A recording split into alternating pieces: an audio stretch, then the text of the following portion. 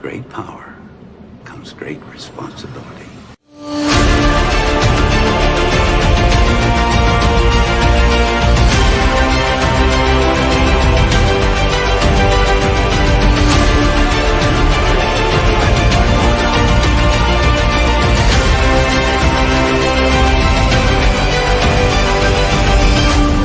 Let's go.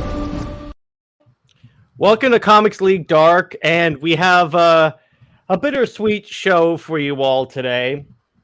So today, it was confirmed that unfortunately Kevin Conroy, the voice of that's been Batman for generations, has passed away. So first off, we're going to start off the show with like half a minute of silence. So bow your heads, boys.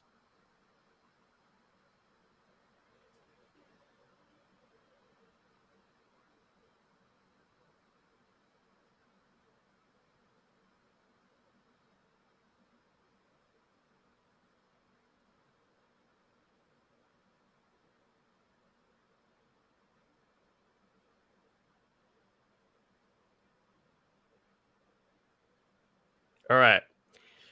So we're going to spend probably most of the show talking about Conroy, the effect he had on DC fandom, the effect he had in our lives. And then we're going to talk a little bit about why the MCU is struggling with Phase 4. But first off, I just have I'm just going to go around, introduce the panel. We got Nick from the Phoenix Press. What's up, brother? Not much. Just got some exciting Screecher news. I don't always want to share it now, but we're going to talk about it later. In the middle. So first off, I am Phoenix! and then we got Jay Heat. What's up, brother? What's up? Not impressed. That always works really well. I will say that clip is highly inaccurate because I am actually very impressed with how Jay Heat conducts himself. Nice. All right. So before we get to talking about Kevin Conroy, as you guys know, I am competent when it comes to putting together special clips and tributes. So I made one for Kevin Conroy, and we're actually going to play it. Now, I don't have to share a screen because I uploaded it to StreamYard as a clip. I just figured that'd be easier. I don't have to worry about sharing sound. Yeah. So, and by the way, if this stream is taken down for some reason, and I don't think it will because this channel is not monetized yet, we will be immediately back. In other words, if this stream stops, we'll come back immediately. So I'll be back. I'll be back. So let's get started. Baby. 3, 2, 1.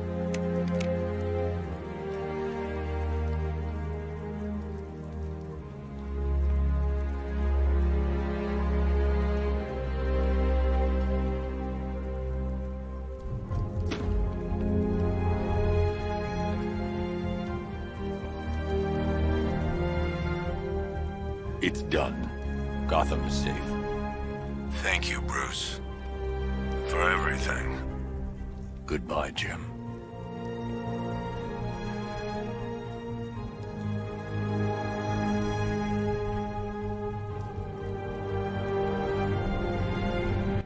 I am vengeance. I am the night. I am Batman! I wanted to end it on the I am Batman thing right there, so I figured out the heck. Literal chills. Yeah, that was really hard to make, really, because let's just start with this. So Conroy is literally the Batman that I was watching that got me into DC Comics, which I'm sure, like, pretty much, if you talk to any DC Comics fan, if you ask them what got you really into DC, 9 times out of 10, they will say in some way it'll be connected to Conroy's Batman. BTAS, DCAU in general. Justice League. Injustice. Mm-hmm. Yeah. Arkham Asylum. Arkham Which was City, like Arkham Knight. Yes, we did lose the definitive voice for Batman. So I did a video a little while back saying, like, there's no definitive version of these characters, but the exception is Conroy, because let's face it, if there's an Well, that animated... was a lie. Well, that was a half-truth. But let's face it, that was a Batman truth. But let's face it, From a certain point of view. Bat truth, yeah, from a certain point of view. But let's face it, whenever you have an animated Batman, what's the first voice you think of? Or Batman in general? B-Task. Kevin Conroy. Yeah, it's Conroy. Kevin Conroy. Even beyond B-Task, because he voiced Batman in pretty much anything. DC Universe Online, he's the voice of Batman. Obviously, I just mentioned the Arkham games. He did a lot. He did a lot of Batman video games for the PS2. And the direct-to-video movies. He didn't do every version, but he did dang near all of them. Wasn't he Thomas Wayne in a few of the DeCamera movies? I don't know if he was the voice for Flashpoint for Thomas Wayne Batman, but it was definitely the voice for Thomas Wayne. He did a brief voice. Crisis on Infinite Earths. You got the Kingdom Come version of Bruce Wayne played live action by Kevin Conroy. And by the way, he did a really good job. He did a damn good job. Sorry. No, that's fine. That works. So actually, let's start with that. What is your favorite moment for Conroy Batman? And I'm gonna actually top 5 Conroy moments in Batman. I'll go first since I'm the host. Well, can we do our number ones first and then the rest of them? Because I don't want anybody because I have a feeling a lot of ours are gonna overlap. So just so that one person doesn't steal all the good ones, let's just do our number one first and then we can go around. So my number one is when he talks down Darkseid in the Supergirl movie. Because let's face it, that's a ballsy move for someone without powers. And Batman said, and Darkseid's response makes it all the better. He's like, if it were the Kryptonian or the Amazon, I wouldn't believe that you would go through with your threat. But because it's you, I know you're going to go through with that. It's just that is so badass how he does it. You hear absolutely no fear in his voice when he's facing down a literal god. So, Nick, how about you? Mine would be when he comforts Ace in its final moments. The fact that this is why I want everyone to do their. No, top. I mean, I had it in my clip. Yeah, this is why I wanted everyone to kind of do their top ones first. So but basically, Ace knew because she could read minds that he wasn't going to do it. It kind of showed a different side of the Batman. We think he's just all, binary, black and white, I have my code, but he actually really does care. And we see shades of this here and there, but that is such a touching moment. He stayed with her until her time came. It's kind of like when you have a dog that's dying, and instead of putting it down, you let it literally die in your arms, let it die naturally. I realize I'm comparing a human being to a dog, but that's the best I can think of. What that showed really in that moment is that Batman has mercy for the rogues, for actually anyone except maybe Darkseid, because Darkseid has no soul. But you guys get what I'm saying there. What about you, Jay Heat? God, there are so many. So I'm tied between Ace's death and the Superman Batman apocalypse. Those are his high class moments. But if I really had to pick one that distinguishes from those two, just the Arkhamverse in general, he was a badass in those games. He was when he's interrogating people and the Batmobile's on someone's head, I'm like, oh geez. So my number 2 is in Justice League. It's when Superman dies. They do the whole casket thing that I appropriate in the clip. But there was that scene where Batman goes to Superman's statue. And he goes, I almost included it in the clip, but I didn't want it to be too long. But it's when Batman goes I'm going to say, I probably should have said this when you were still around. But no matter our differences, I always respected you. You showed me that justice does not have to exist in the darkness. And then there's an explosion in the background. He goes, what'd you call it, Clark? The never-ending battle. I just love that sass that Batman throws out at that moment. What about you, Nick? Number 2. Number 2 would have to be, Am I Blue? It's kind of a lighter one where it's because it's a showcase of Kevin Conroy's singing abilities and he does have a beautiful singing voice, by the way. And like, He's I just love that scene where Cersei's like, "Ah, it's so beautiful. He can stop now." And Santana's like, "I missed the show." What's up, Tevia? So also, that's a Wonder Bat moment, by the way. It counts. I'm going to allow it just this once. So I'm going to allow it on this stream because that's kind of what.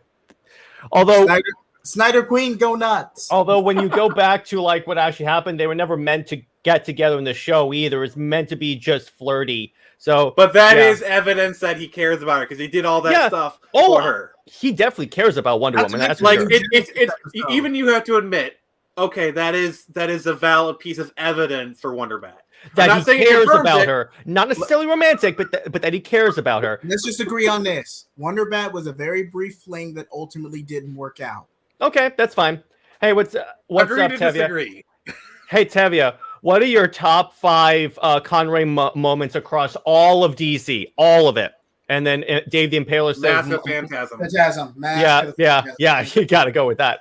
That's one of the few Batman movies I still have to watch. I will do that. I still haven't watched that. We're gonna do a stream about that. We'll do a stream about that. I'm sorry if I split your ears, but like that, it's either I went into a higher register or I know. I saw that. I knew that's where I was kind of like. He had it coming. Tevia, oh my gosh, you always comment stuff that pisses me off. Like it's kind of like mid saying it. It's like the vocals were already starting to skate. I was like, oh, I'm saying an F bomb, so I like kind of like I appreciate that. Max. It's on HBO Max. You know what? Half the stream, I vote we watch the movie on stream on HBO Max. Nah, I can't do that. I'll get shut down. We could do a private Discord event. Private yeah, Discord we'll do. But anyway, that's a good idea. My third is actually, speaking of this, when Wonder Woman is coming on to Batman and then he goes, I just love the way he shoots her down. It's actually in that same episode, but it's just so like, it's so Batman the way he says it. He goes, okay, so 1, dating in the team always turns out wrong. 2, you're an immortal princess from an island. I'm a rich kid with issues, ... A lot of issues. I just love, because that's exactly the way Batman would say that. And if anything found out about her, they would try to get to me through her. And Wonder Woman just crushes the piece of concrete. Anything else? Like, because he can't use that. Even I'm like, that last one, I'm like, but she's Wonder Woman. Yeah, I'm like, wait a minute here. The only thing that he's letting ram through her is Superman. Thank you, but my point is, I just love how you had to pause there for a second and just like I had to think about it. But anyway, I'm like, wait a second. Most of your villains, all of your villains, are just criminals. What are criminals going to do against power? To be fair, yeah. What if Scarecrow gave Wonder Woman some of his fear toxin? That would affect. Exactly, Hominis. Also, Joker Venom probably has an effect on Wonder Woman. That'd be cool. A Diana who laughs. That'd be where's that in the dark multiverse? Lord help us all. Yeah, exactly. So, but yeah, that's my third. Not just for the sheer hilarity of seeing Wonder Bat be shot down, but just the way he says it. Because here's the thing about Conroy. And I think why he became the definitive Batman, because he literally says it the way you imagine Batman saying these things in the comics when you're reading a Batman comic. Oh, yeah. Yeah, yes. I love an Arkham Knight when... Actually, you know what? Later on that. Nick? I will say this, Tevia. Okay. Yeah. Arkham Knight was the weakest of the franchise. It's just under the Red Hood. Jay Heat hasn't had a turn. Too many tanks, though. Okay, so go. What's up, Jay Heat? Mask of the Phantasm is my number 3. I just have too much of a bias for BTAS as a whole. Mm-hmm. So Mask of the Phantasm. So Mask of the Phantasm is number 3. Injustice number 4 because that was good casting. That's the only reason I even tolerate it, even if the characterization was shit. Injustice, yeah, I agree with you on that one. And number 5, what would be a good number 5? Superman, Batman, Apocalypse. That was my number. That was tied for my number 1. Remember when he talks down Darkseid? Okay. How about Have you guys ever seen Batman Gotham Knights? Yes, I have. Oh, you mean That the was anime? that- Yeah, I've seen that. That was great. Yeah, it was like a series of like animated shorts that Kevin Conroy did all of them. It was like a loose tie-in to Dark Knight. Yeah, those were good. Those were good. That's a good number 5. Did he voice Batman in Assault on Arkham? No, Oh, really?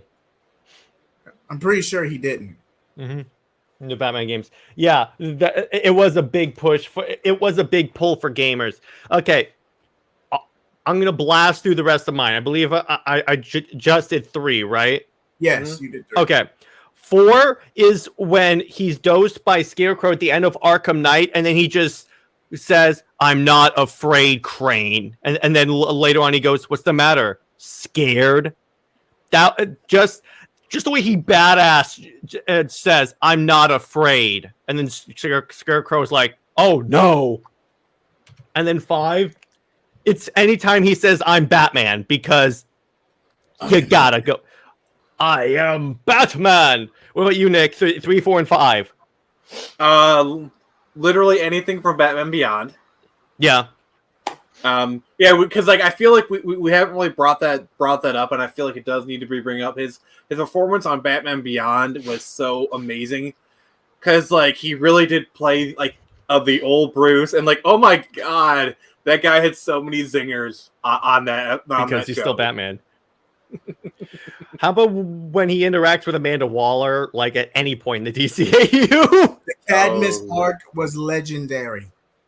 You cannot do a live action adaptation of the Cadmus arc. It'll flop. That's the holy grail of DC animation. It can't. be done. Kevin Conroy was in Justice League versus the Fatal Five. Yeah, well, you knew he was gonna be in that. Yeah, I love his interaction with Ms. Martian in that. That was great. Oh, Batman and Harley Quinn. Yeah, we don't talk is that about your? that. Yeah, we don't talk about that one, Nick. But so Nick, I'm looking at his. 5.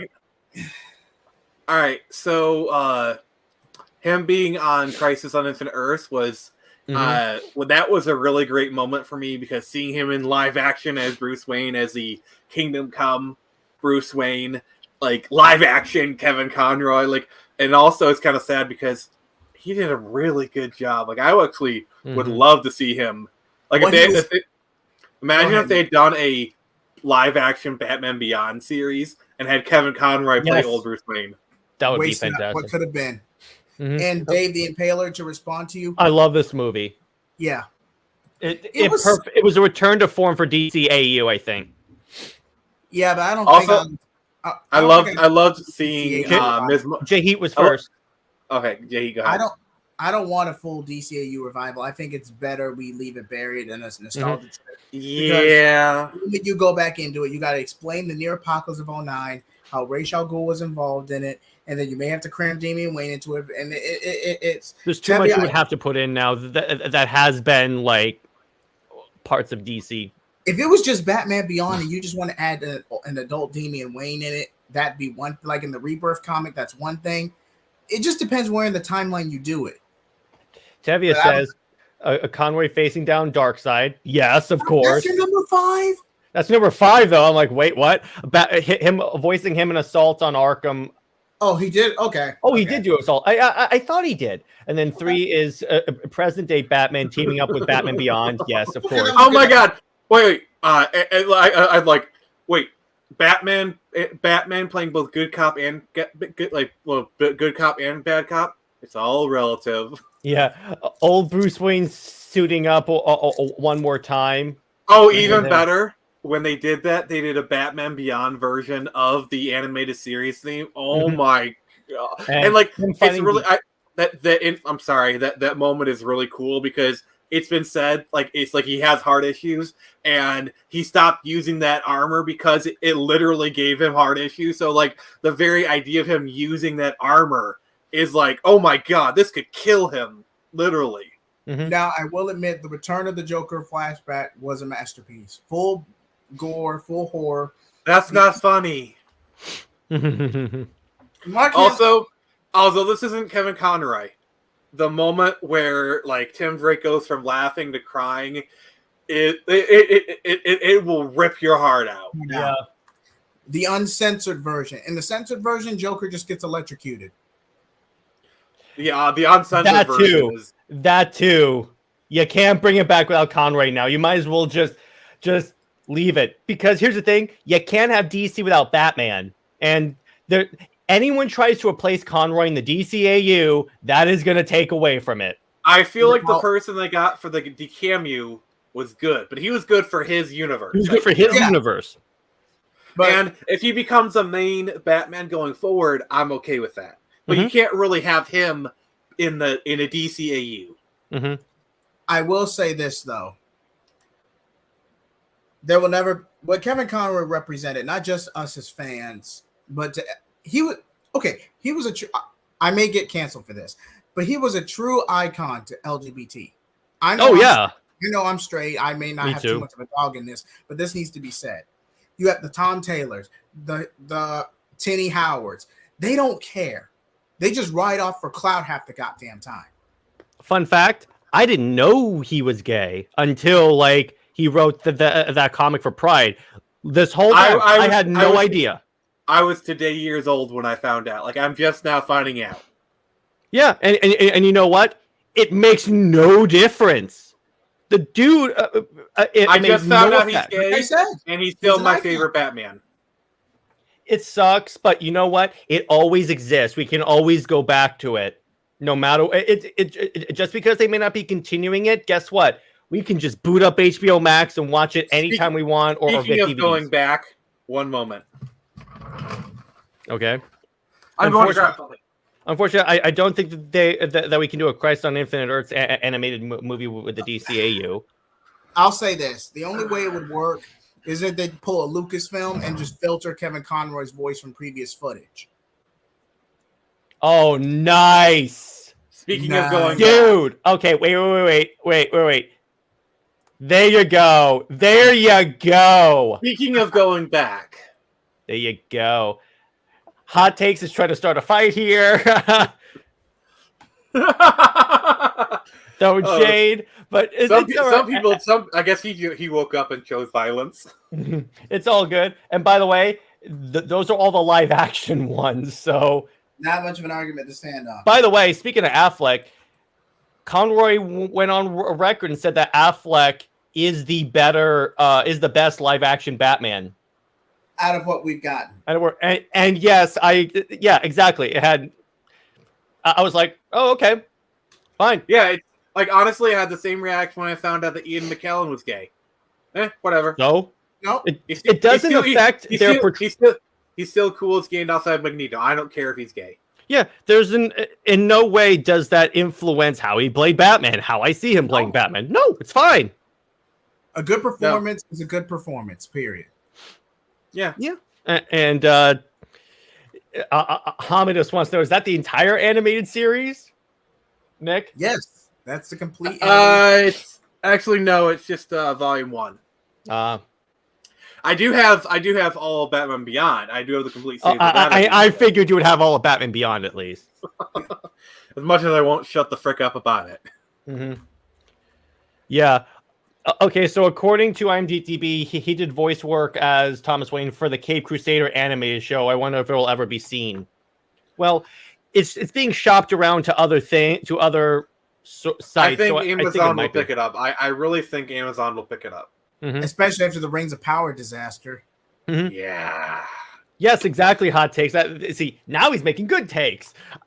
I think it's great that he came out. It shows that you don't have to limit people's opportunities because of sexuality. Yeah, exactly. Yeah, exactly. I uphold DCAU. I figured with your name and icon that you would have that you'd be really into the DCAU. It's all good. BTAS, Superman the Animated Series, Static Shock. All that is Justice great. League, Justice League Unlimited. And when you think about it, here's the thing.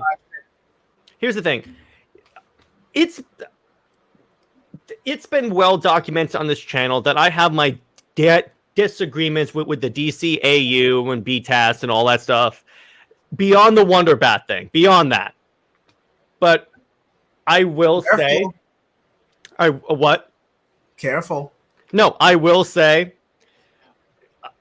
it doesn't escape me the cultural impact on DC fandom that all this because here's the thing. Here's the thing. What really famous character came out of the BTAS? Harley Quinn. Exactly. Harley Quinn. You wouldn't have Harley Quinn if you wouldn't have that. I have not never heard of that. I think I know what he's talking about. Mm-hmm. But think about everything that can be, because we think of Harley Quinn, and it's like, okay, she seems like, with like how big she is in DC, that she's been around for a while. No, we just passed her 30-year anniversary. I have the comic. By the way, that 30-year amalgam was not good. I like parts of it. Her literal first appearance issue is a Batman the Animated Series tie-in comic. Mm-hmm. He can't touch Bale. Well, that's different because Bale is live action and Conroy was animated. I think Harley Quinn's one at a time. Yeah, so Harley Quinn's first mainline appearance wasn't until 1999. Mm-hmm. Like, it took that, like, literally, she hasn't been in the comics that long. Mm-hmm. 7 years. Mm-hmm. Personally, I would have loved Conroy to voice Batman with a Spawn crossover. Yes! Because of that, could have been fun, and maybe another Super Sons. You know that's heavy. It's going to bring in the Super Sons. Imagine. It works. It works. It's fine. Oh my god, what we could have gotten. Like, imagine an animated Batman Spawn crossover with Kevin Conroy's Batman and Keith David as Spawn. Yes. Oh, that would have slayed. Look, Under the Red Hood, Christ on Two Earths, Batman is better. Dark Knight Returns. Okay, now you're just trying to piss people off. This ain't the time, hotcakes. I mean, he's good. Don't get me wrong. He's good. We're not saying he's good. We're not saying he's bad. If he becomes the main Batman voice actor, I'm okay with that. Oh, like if he now becomes the main one. Has a fantastic take. Kevin Conroy did more for LGBT by leading by example than all the SJW types in the world. We've only harmed the image. Yes, that's exactly. Because you know what this guy is? Because let's think about it this way. My man, this guy. Roll the clip. Okay, you know what? Yes. You said something that, you know what? That deserves it. Hang on. Let me pull it up. And I have so many clips on here. Because let's talk about that. That's what happened. That's what happens when you upload the entirety of Zack Snyder's Justice League. Yeah, exactly. But let's talk. Jared, yeah, go ahead. Right quick. Tom Taylor. I get now editorial, Tevia, please. But editorial screws up our characters and our characterization all the time. But you cannot excuse all new, all different Marvel. You cannot excuse Marvel now. You cannot excuse everything they've done in DC the past 5 years. One more day. Okay, one thing. That was all new, all different. There's one book that was really good in there, and that's Hyperion. That was really good. But that's you know why? Because he's Superman. Yeah, exactly. That's why. That's why I think that, because they basically made Superman. So that's it.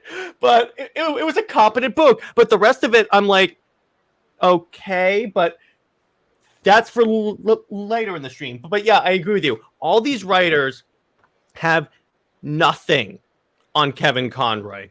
Nothing. And never will. Even his issue in the Pride thing. I've heard that is a fantastic issue. I haven't read it yet. I will as soon as possible. Indeed, Conroy actually cared about LGBTQ community more than yes. Because here's the thing: in the hands of granted, I would love for John Kent to be an 11-year-old kid again. But if they had a competent writer, they could have made people love the adult Superman who was in that community. Tom Taylor was just not the writer for that, because I think this is just my personal opinion. I can't confirm this, but I think Tom Taylor was just trying to get a leg, trying to get some headlines and get a publicity stunt out of it. Yeah, that's true. And I mean, literally, that's all he does. You know, like the whole turning super. Like, I'm sorry, but I gotta go. Like, I've been holding off for too long. Go ahead. Yeah, go ahead. The whole turning Superman gay. It's like, oh, it's not really Superman. It's Jonathan Kent, but like they call it Superman. it's like they were too much of a freaking coward to turn Clark Kent gay, so they turned John Kent gay, and it's like, and gave him the title Superman, so that they could get the controversy, but also have plausible deniability, so that like, because they knew if they turned Clark Kent gay, that would literally ruin their business. Kryptonite 2005 all over again. Yeah, exactly. But doesn't pink kryptonite just kill him? Or is that gold kryptonite? That's gold kryptonite. That's gold. Pink actually makes him gay. His hair is actually pink, so I wouldn't be surprised. But what's interesting is that that sounds vaguely homophobic, like just homophobic stereotypes. Like, oh, it's pink. It's hey. Actually, what's interesting is that, guess what? Had they made Clark Kent gay, they would have pissed off the Lois fans, and the Super Wonder fans. You would have united the Lois and Super Wonder fans. No. You would have united the Clois fans, the Wonder Bat fans. Why Wonder Bat? Because out of principle. Because they would make an alliance, like they would make a temporary alliance.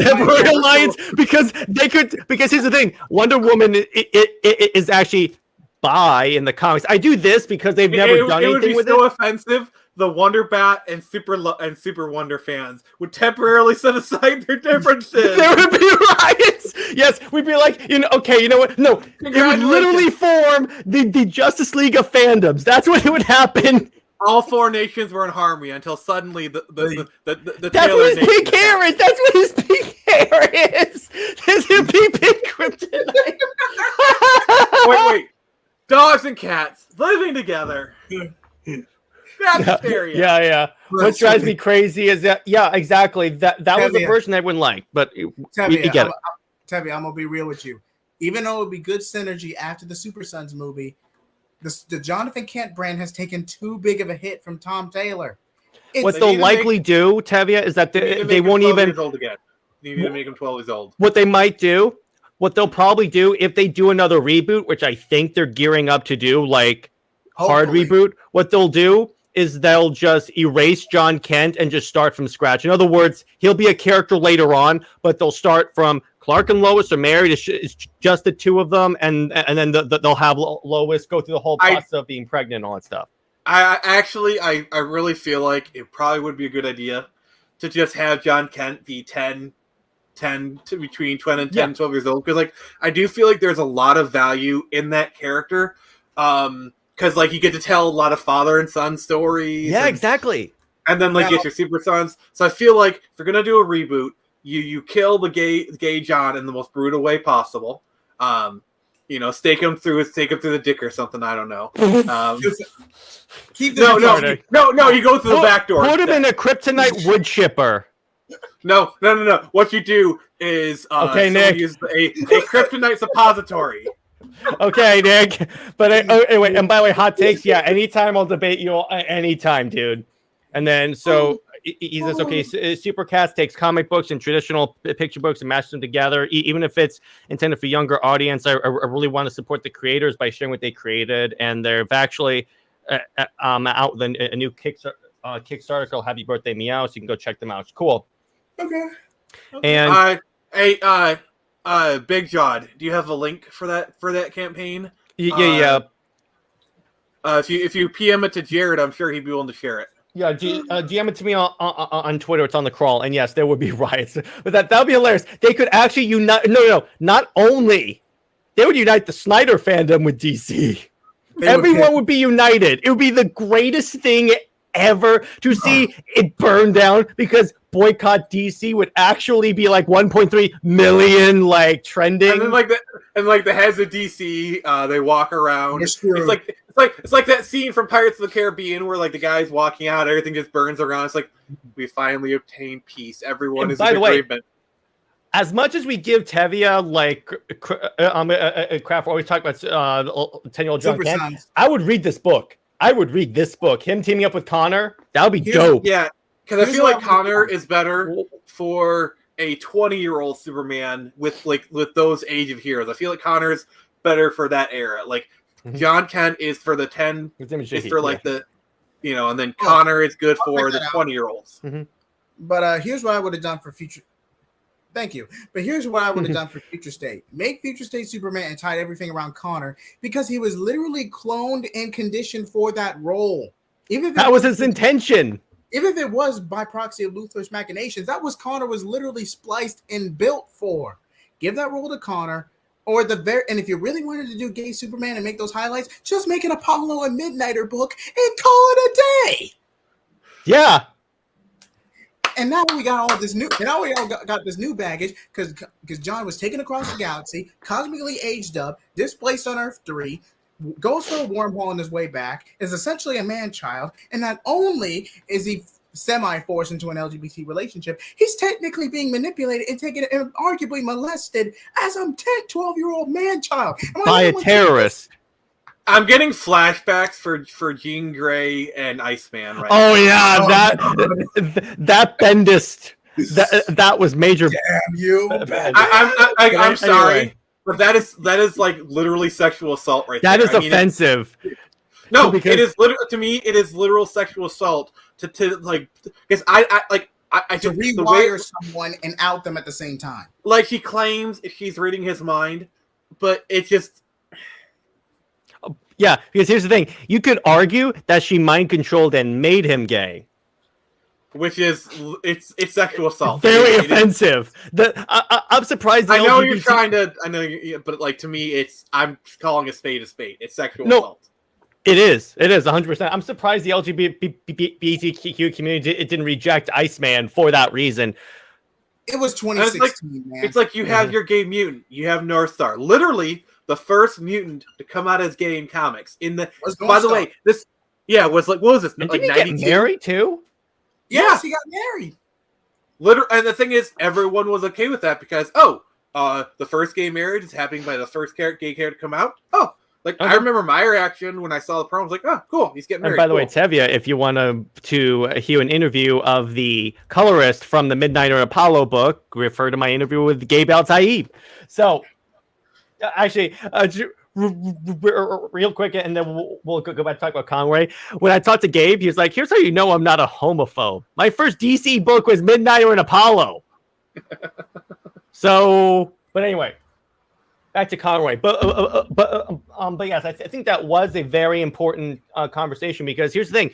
He was a better representation of the LGBTQ community than any of the writers that write for Marvel or DC or like anyone especially Tom Taylor, because with Tom Taylor is like, if you don't like his version of the character, he just calls you a homophobe. No. Yeah, it kind of reminds me of George Takei before he went off the deep end. Because like you got to realize before George Takei got off the Twitter, he was actually a really cool dude.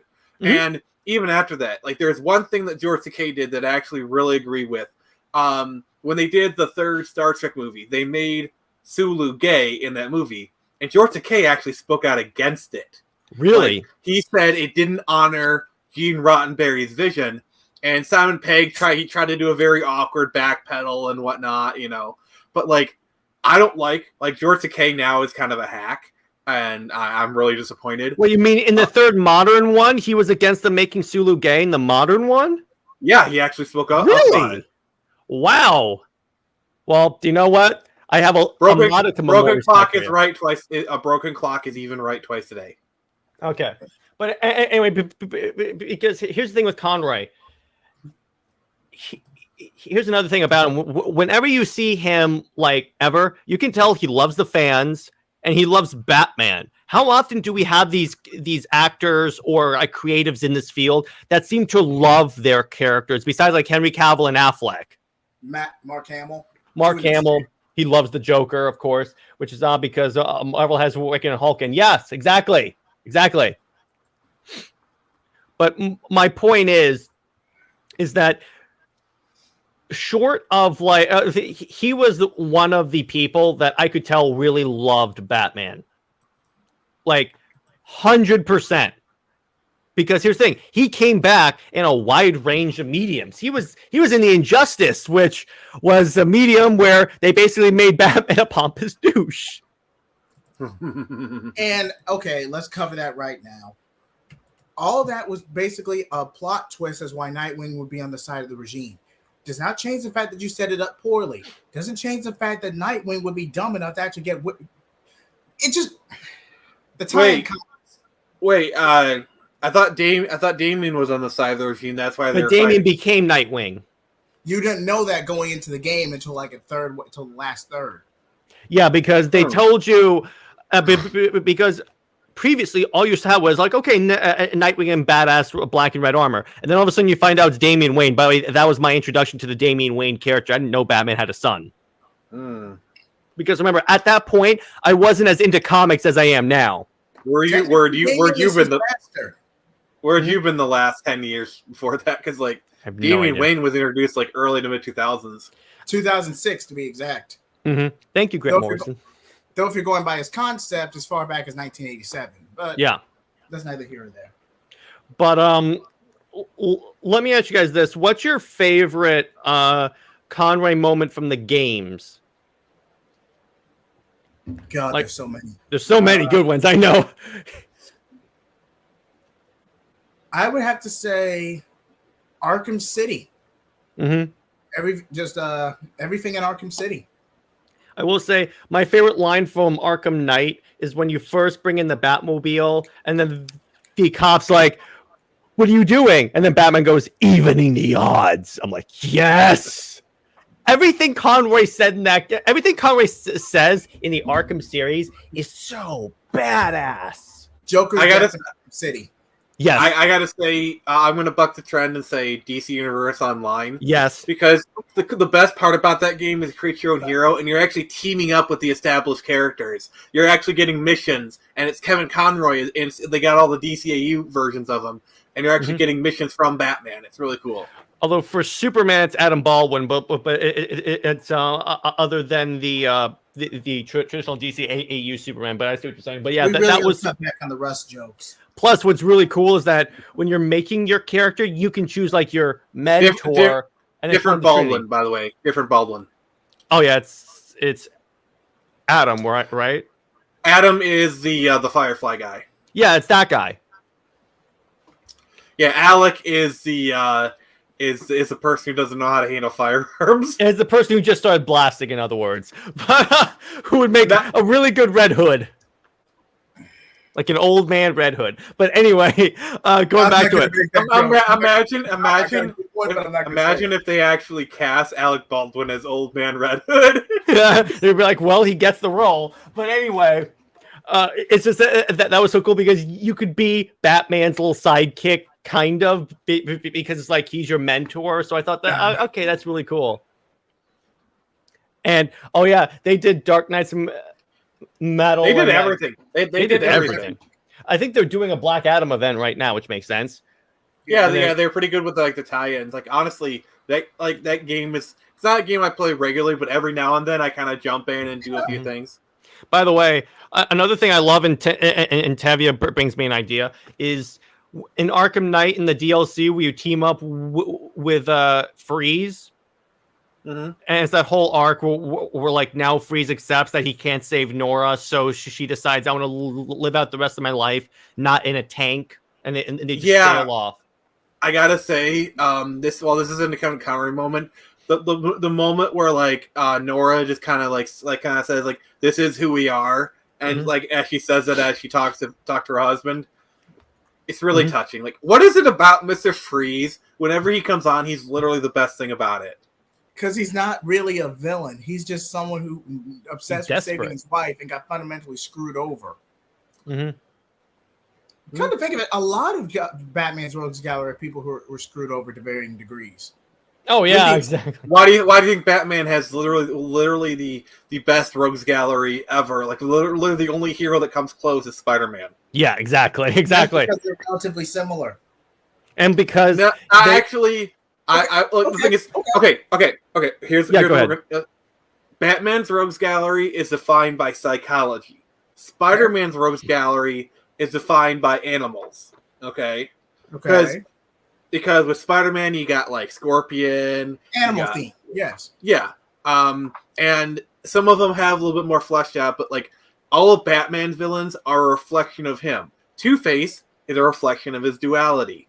The Joker. the insanity and whatnot, like the Mad Hat. It's like all of them are like different facets of Batman. That's why his rogues gallery is so memorable, is because they're such great foils To him. to Batman. Whereas with Spider-Man, a lot of them, they're iconic, but they're not necessarily memorable. And a lot of times they're iconic because their designs and their characterizations. Like, for example, you don't get much. You don't like. You could literally write a 50,000 volume encyclopedia on the Joker and still not even fully understand his character.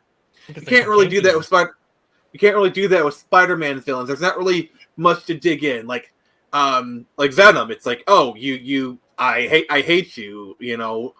Cletus Cassidy, murderer, Norman Osborn. There's some there with Norman Osborn, which is why he's kind of the Joker variant. But like that's why Spider-Man. I'm sorry. Every time I see Green Goblin, I think about that one dreaded event we do not speak about. That was yeah. The sins have passed. Yeah, but anyway, another moment that I love is in Arkham Knight. So you know how in GCPD they have like all the little like exhibits for all of his rogues. Yes. When you interact with the one for Talia, you can hear Batman sadly go, Talia, and he puts his hand on the thing. You can tell he loved Talia despite everything. Mm-hmm. And if that Arkham game had gone through, he would end up having a certain bastard take up the cow. That would have been cool. No, I know someone in the chat thinks it's crude. I'm saying this. No, if you actually apply the whole Dark Knight theme, Middle Earth, and the whole nobilistic mentality that the Al Ghul reigned from, Damian is technically a bastard to Bruce in context. Mm-hmm. I mean, if you want to go by technical definition of a bastard as a child born out of wedlock, then yes. Mm-hmm. Absolutely. But that would have been cool. That's really, when you think about it, that's how they could have explained who that really, who that bat creature is at the very end of the game. They could just say that's Damian using the fear toxin. So there you go. But also, Dave, I do agree with what Dave said. Yeah, probably. I would give you that one. Yeah. I give you that one. Particularly, it's like in the Superior Spider-Man run, which I'm still saying is like fantastic. Doc Ock is what Peter could be if he wasn't Spider-Man and applied his technical knowledge, and that's why Doc Ock is an interesting character. It's because they apply the Batman ethos of having a villain be a reflection of the character, of a path not taken. And they really honestly, if you watch Spider-Man 2, they actually go that angle as well. Like that's why. Like in Spider-Man 2, why they connect so well is because they really are kindred spirits. They understand each other. They really are. And regardless of, say what you will about emo Peter, but Spider-Man 3 did that too with Venom to a degree. To a degree. The execution wasn't good, but it was there. I say the stuff with Sandman was really good. I mean, honestly, too many villains. The Raimi Spider-Man villains are always top class. I will say the best part about the new movies is Vulture. Vulture is a Raimi villain. I will go to my grave with that. So yes. Going back now, I want to ask you guys this: what's your favorite episode of BTAS? I gotta go with the Demon's Head. I gotta go. Heart of Ice. Heart of Ice. Mine is the Two-Face episode because you hear a bit the first part. Because here's why. I love that scream that Two-Face gives out the very end of the episode after it's revealed what happened to his face. Heart of Ice. I'm sorry. Heart of Ice, is great. Heart of Ice is a classic. Oh, yeah. And we also have the BTAS to thank for how Freeze is now. Remember when they tried to change it in the new 52 that, like, Freeze was not, like, the husband of Nora. He was just her stalker. That's what they did, Nick, in the new 52. They literally tried to make him an incel. Literally. Needless to say, there was lots of... There were some good things about the new 52. Court of Owls, Green Lantern, Harley Quinn's Independence before they tried to make her DC's Deadpool. But Wonder Woman. Wonder Woman was pretty good. Superman and Wonder Woman. The tragedy of Mr. Freeze is literally the appeal of his character. That's literally why people like him. Action Comics New 52 was not good, man. Nope. I know Superman / Wonder Woman. I'm talking about that book. Okay, you just like it. You just like it because it has your favorite ship. No, because it. No, I'll give it to Jerry. Not only that, because here's why. If you look at it, it's actually a good book if you want to understand a little bit more, if you want to get another perspective on the characters of Superman and Wonder Woman. Which there's actually a fantastic moment in that series, and I always read this in Conroy's voice. That's why I like that voice, that scene where he talks to Clark's grave. He talks to Clark and he goes, "There's a reason why I've always felt relatively comfortable teaming up with you, and that's because you may be like this alien from another planet with godlike powers, but you are still raised on Earth. No matter what, you still see mankind as your home team. So ultimately, you are human." So I was like, "Oh, that's fantastic." More human than a human. More human than. Sorry, is the one where Batman fights all of his villains. Yeah, that's always fun. I love that one. Oh, the trial was pretty good too. Oh yeah, I was about to bring that one up. Yeah. I wish that the Court of Owls existed back then, because imagine a Court of Owls BTAS episode. That would have been a Mask of the Phantasm situation. You couldn't cram that in one episode. Or actually, I was about to add, as a movie that ties into BTAS. Imagine no, a Batman Beyond Court of Owls. Ooh. Because here's the interesting part of the... No. And the Talon is Dick Grayson. Basically, yes. Like they fought, like basically it's revealed that they fought the back in the Justice League days. But like basically they find out that Dick Grayson is dead. It starts out with Dick Grayson being dead. They're going to his funeral, and then you start to see the Talon, and then and you use kind of that as a way to kind of confront all the issues with the Dick Grayson Barbara storyline. You basically call it out, you tear it down. I'm saying use the storyline as a conflict of why as a base, as a conflict, yeah. As a base of conflict, not glorifying it, but like literally tearing it down, saying it for how the bad idea it is. You know what I'm saying? Mm-hmm. I guess that works.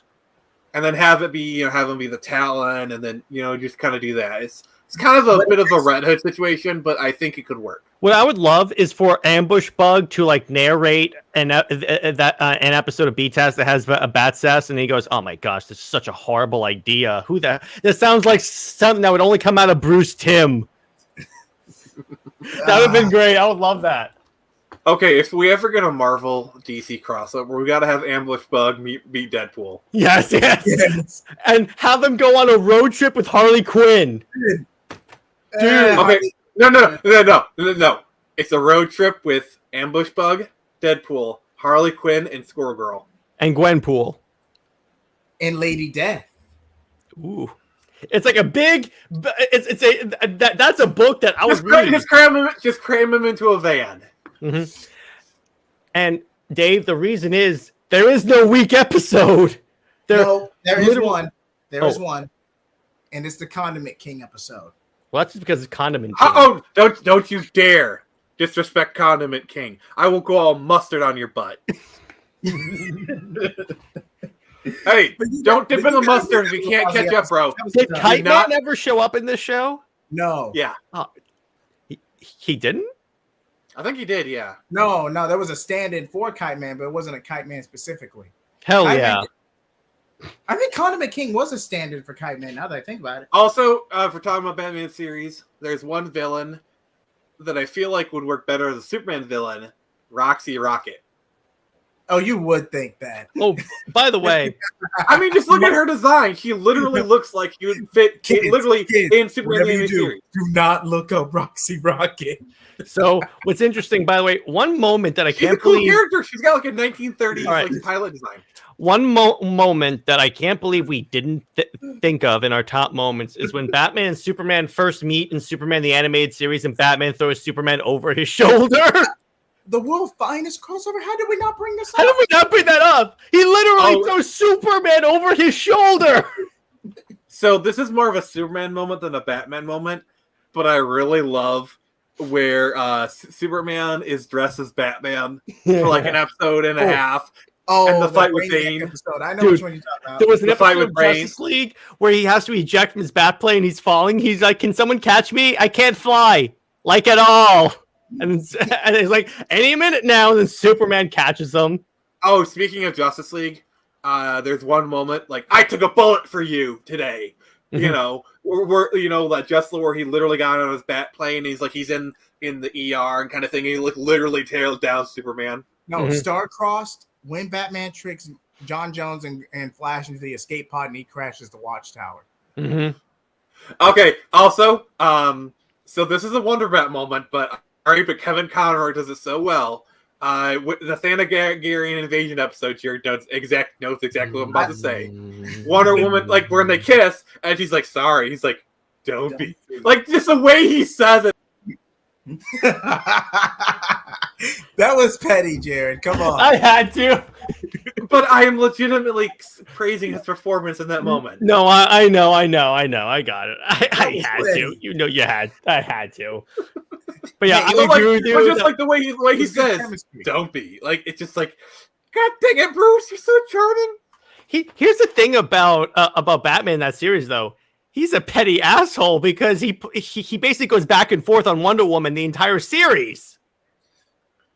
Also, Barry Allen, Wally West, Clark Kent, Bruce Wayne. That was so good. That's so good. He's like, show off. No, the setup because like as Flash, like I trust all you guys, but I'm not sure if I'm like. I trust you guys in my life, but I don't think Wally West. Because that's such a Batman thing to do. Okay, quick aside. My favorite Flash from Justice League is, "Hey, I'm the fastest man alive," and then Hawkgirl says, "No, maybe that's why you can't get a date." And he's like, "Hey!" The pause. It's just like the pause. My favorite Flash moment is when he's defending Green Lantern in court, and he's like bringing up all these like, I call for habeas corpus. He's like bringing out like random law things that have nothing to do with what he's talking about. No, my favorite Flash moment is when he's trying to flirt with Fire that one mission. And like Hawkgirl's like angling the plane so Fire falls in his lap. It's so good. No, just before that, the lesbian joke. Also, shout out to Michael Rosenbaum. He did a great job with that character. Oh, wait. My favorite moment of Flash of all time is when he beats the crap out of Lex Luthor at the end. And he just runs. Infinite mass punch, baby. He like annihilates Luthor. That was the tail of Cadmus. That moment is anime AF. I'm sorry. By the way, that is a very anime moment. Someone rescored that with the scene from Justice League where the Flash goes back in time, the music, and it works so well. You're gonna need to link me that, brother. I'll send it to you. It's so good. Right here, link it here. Yeah, I will. But it was just so good. Plus, that moment, because here's the thing. The Flash, he seems like a jokey character, and it's like something that you wouldn't exactly take as intimidating. But that one moment was like, no, do not underestimate that Flash. No. Also, can we, for talking about Batman the Animated Series, can we talk about the episode of The Grey Ghost? Yes. I haven't watched that one yet. I have to. I'm watching it. Watch that episode. I will. You know the setup for it, right? Where it's like, the Grey Ghost was literally Batman's idol as a kid, and it's voiced by Adam West. Oh yeah. So it's literally Adam West as a superhero. So it's Batman interacting with Batman. It's a deep cut. It's a deep cut. He almost didn't go through with it. The Court of Owls would have so worked with the art deco noir product. It would have been a multi-parter, but it could have worked. It would have been a multi-parter or a movie. Speaking of actually Court of Owls, I was actually at the library the other day. I had some time to kill, and I actually started reading literally that one. Literally, I picked it off the shelf. I actually read a couple of the issues. They were actually really good. It's so good. And wait, that was Scott Snyder's first Batman. So imagine that. You're right. That. And there's two parts of it. I have volume 1. I need to get volume 2. In Court of Owls in of itself is a trilogy because you have Court of Owls itself. Then you have the second part with his half brother Thomas Wayne Jr. And then the third part leads into Robin War and the Parliament. Also, I just want to say this: if I had unlimited money, I would literally hire I would literally hire Greg Capullo to either do a cover for Screecher or do an entire run. Bro, can you imagine Screecher doing the interior art for Capullo doing a Screecher interior? Or even just a cover. Just a cover. Just, dude. And fun fact, Dave, that was Wally West's Flash. The Flash for a generation. Yeah, because here's the funny part. When I first watched that show, I know who the hell Barry Allen was. And it's kind of funny. My co-host Lad, he thought that was Barry Allen. And I'm like, but they call him Wally West. You see what I've been dealing with before you guys came on the show? He's like, no, I thought that was because he thought it was always Barry Allen. Because he hadn't read Crisis. How did the picture sense Crisis? Wally was Kid Flash, was Flash for almost 25 years. Barry snubbed Wally. And he only came back because Jeff Johns likes Barry Allen more, let's face it. And nostalgia. Mm-hmm. They also did Kyle Rayner dirty too, now that I think of it. Was Jeff Johns on Green Lantern Rebirth too, or just Flash Rebirth? He did Green Lantern. You mean the Not Arc 2016 Rebirth? No, the Return of Hal Jordan. He did that one too. Okay, he did both. Okay. Well, by the way, nostalgia. That's a key for the upcoming video that's coming out on Monday. It's talking about when nostalgia actually hurts comic books. Like an over-reliance on nostalgia is what I'm talking about, because I think we can all agree that at a certain point it starts to... Nostalgia is good. You can do that, but an over-reliance on it. Because it's a very thin line. Because as Snyder fans, we know that 100% of the anti-Snyder fans are people that are super like nostalgic on that sense. So, yeah, I think while I was I just think it's Barry as Flash now because he had the show. It's fair. Which is funny because in that show they make Barry, in all the depictions, they make Barry act like Wally. Wally has more personality. Let's be honest. Barry, although Barry was the emotional center, Barry was bland. He worked for his time in the Silver Age, but Barry was a very bland character in terms of his personality. So I wouldn't be surprised in adaptation they sprinkled a little bit of Wally in there. I mean, just a little bit. I mean, why do you think we ended up getting Wallace West on the Flash and in comics? All right, I just had a fantastic idea. Okay, this would be a DeCamo movie. Can you imagine if they did a Batman movie where Red Death showed up and it's voiced by Kevin Conroy, or any of the other Dark Knights, except for the Batman Who Laughs, because if the Batman Who Laughs comes back, honestly, I would just call it Mark Hamill. The only way I would see a DeCamo movie, well, if Apocalypse War didn't go down the way it did, I could see that. If Apocalypse War was a direct Darkseid War adaptation, and we ended up getting Baby Darkseid and all that, and yeah, I could see Death Metal at least, not. Just, I'm saying at least have like him voice one of the evil Dark Knights. Oh no, he's gonna have to voice all of them, except for actually Drown, because Drown's a girl. Just get a Catwoman voice actress. Or, that's true. That's true. That would work. Tara Strong. Tara Strong voices everybody. I know. so it'll be just another Tuesday. Now, let me ask you guys this. And what's your favorite Batman moment from JL and JLU? We're going to go through all three shows, in other words. The Cadmus arc, in general. It's a massive. I'm going to be honest with you. I've never actually sat down and watched Justice League Unlimited. Like, I've seen a bunch of the clips, but I haven't actually sat down and watched it. Feel free to crucify me or boot me. And you're blasting me for not watching Mask of Phantasm? No, that's different, man. Mask of the Phantasm is a cult classic. The Cadmus art was a masterpiece. Mask of the Phantasm is a movie. It's literally hour and a half, 2 hours, and then you're done. I'll tell you what, Nick, the show we're watching for my channel is Justice League. We're going to watch JL and JLU. The Cadmus arc is close to 45 episodes long in total. It takes up the majority, if not half. Of that alone. That's different. That's different. Yeah, but one of my favorites, I've mentioned a few of my favorite moments from that show, but I love that scene where they think Batman died in like the first arc, and then The Martian Imperium. Manhunt. Yeah, the Imperium. Then Martian Manhunter's like, no, and this is Batman just like a badass hanging out. He's like, he survived because he's Batman. They never did explain that. Yeah, because I'm Batman. because he's Batman. But I always thought maybe like Martian Manhunter shielded him, but I mean, there's not much. But he just like dies, and then No, the Savage in Time, the time travel episode where Batman leads the Resistance. oh yes, yes. Or when Batman is interacting with Justice Lord Batman and turns him to our side. Yeah, that was more like a mirror match. That was a fun fact. Injustice was actually an amalgamation of Kingdom Come and Justice Lords. The only difference actually, it's an edgy and shittier story. Hey, Injustice is actually really good. It's one of the few good Tom Taylor books. Deceased.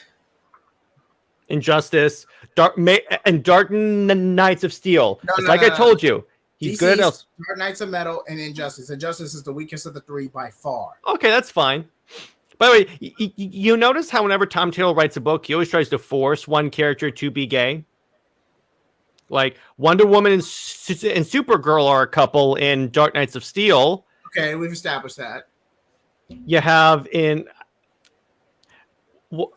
Injustice was pretty on point. Actually, wait. Yeah, I'm like, wait a second. Ratwoman's gay. Renee Montoya's gay. Okay, well, because I guess Helena Bertinelli. Nah, I don't think so. I mean, she was bi. Well, actually, you know what? It's actually like modern Tom Taylor because back then, yeah, he was a relatively normal writer. Okay, but going back to Kevin Conroy, that honestly also is when you think about a decent portrayal of Batman, because he's playing a Batman that's facing down Superman, and again. Refer to my depiction to why I love the Batman facing down Darkseid. That's like so cool. Oh, but speaking of Apocalypse, I love that scene where the TV screen in the Batcave is wrecked. So Superman's like, "I'll pay for that," and then Batman's like, "On a reporter's salary. Good luck." Yeah, like that's so good. I love that. Again, Kevin Conroy gets the sass of Batman. I think that's why he was so good as Batman. Oh, by the way, Derpy 501st loves your shirt, Nick. Thank you. Yeah, it was an appropriate shirt. I will give you that. I would have wore a Batman shirt, but I lack a Batman shirt. But I do have my Nightwing representation. Yeah, and I'm wearing my Snyder Cut hoodie that has a bat on the sleeve. So that's what the closest I can get. Jay, he's so awesome that like he doesn't need to wear anything related. He's just awesome the way he is. I still think it's so strange that there were depowered Justice Lords versions of these characters in custody, and we never see them again in the show. That's true. They did play a role. They just weren't there physically. They played a role. They had two other appearances.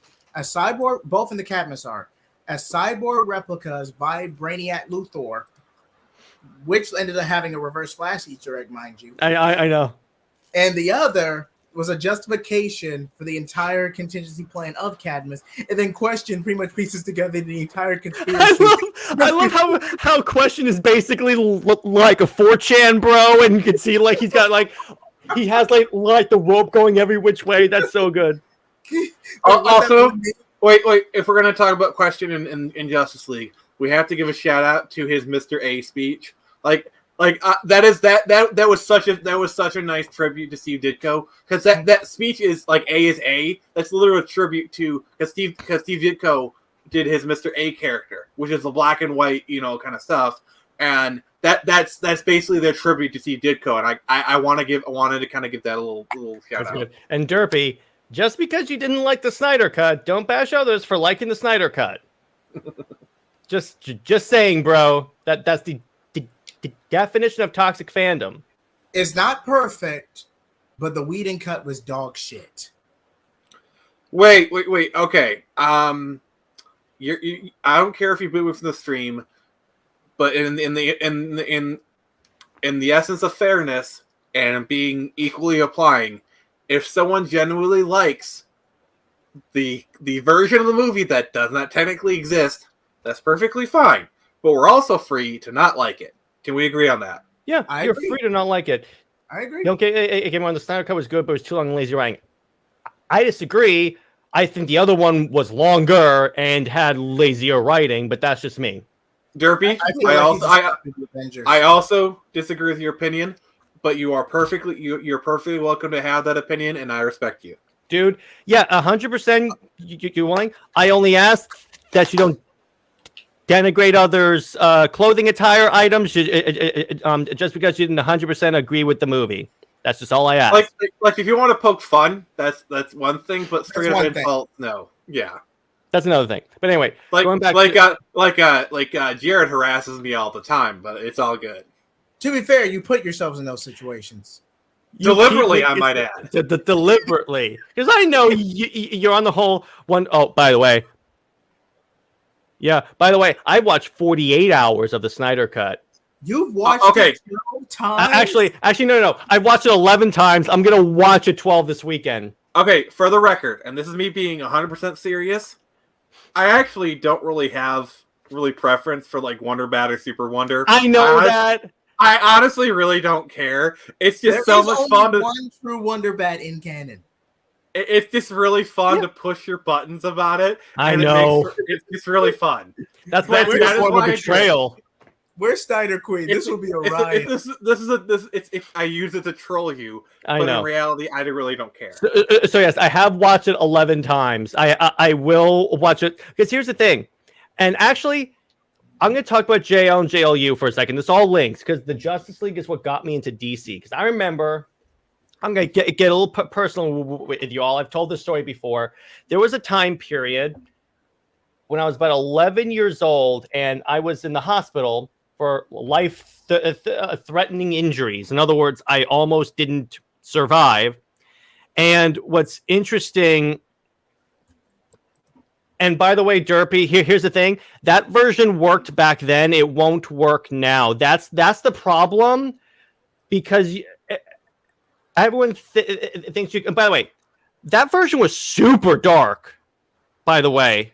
Like the cartoons, everyone's acting like it's all no, the 90s were edgy as hell. Did you watch those cartoons? Because those cartoons, and by the tone of the animation era, yeah, 100%. Those cartoons were very dark. As dark as a children's cartoon could go. Extreme justice. Yes, there was only so much that they could do. That's what. Where with Snyder, and to be fair, some were darker than others, like Spider-Man the Animated Series. While I love that cartoon to death, great. And I'm sorry, but Spider-Man the Animated Series has literally the best intro out of any Spider-Man cartoon. Mm-hmm. Fight me, spectacular Spider-Man fans. I'm sorry, you got to give it to this. The intro is better. Is it better than Batman intro? I got you there. Or how about the X-Men intro? Well, see, that's the trifecta. That is like trifecta, though. All of them are like the X-Men intro is SWAT Cats is the best. I'm sorry. SWAT Cats wins. All I'm saying, Derpy, by the way, is that first off, and then I'll get back to my story. The mainstream Snyderverse community doesn't necessarily want Snyder's version to continue. We just want his versions to be respected, and just give him like a movie to like resolve his arc and say, okay, so Darkseid invaded, it's all good, we stopped the invasion. That's fine. That's all. Granted, there are some people that want him to run all of DC, and that's not us. That's just it.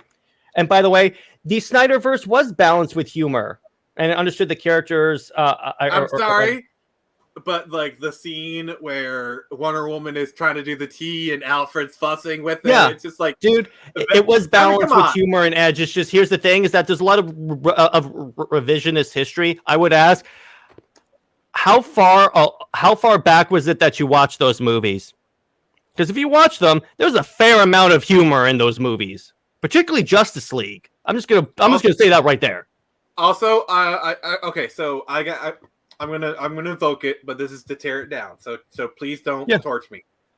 Justice League has a frick ton of cringy moments, and I'm not just talking about the obvious ones, but like the whole like where he provokes Diana and where he says, "You know that if he kills you, we'll cover for you." Like, I mean, it is such juvenile humor. I mean, what do you expect from Joss Whedon? I mean, it works in Buffy because like he's a high schooler and post high schooler. Hey, that's what you expect. Yeah, I'm like, watch those movies again. Granted, BVS is the only one where I'm like, okay, it starts off ridiculously dark and then gets like more hopeful at the end. But that's the only one you have a little bit more of a standing on. But particularly Justice League, I'm like, the Cadmus Legacy. I'm talking about the movie and this version of the movie.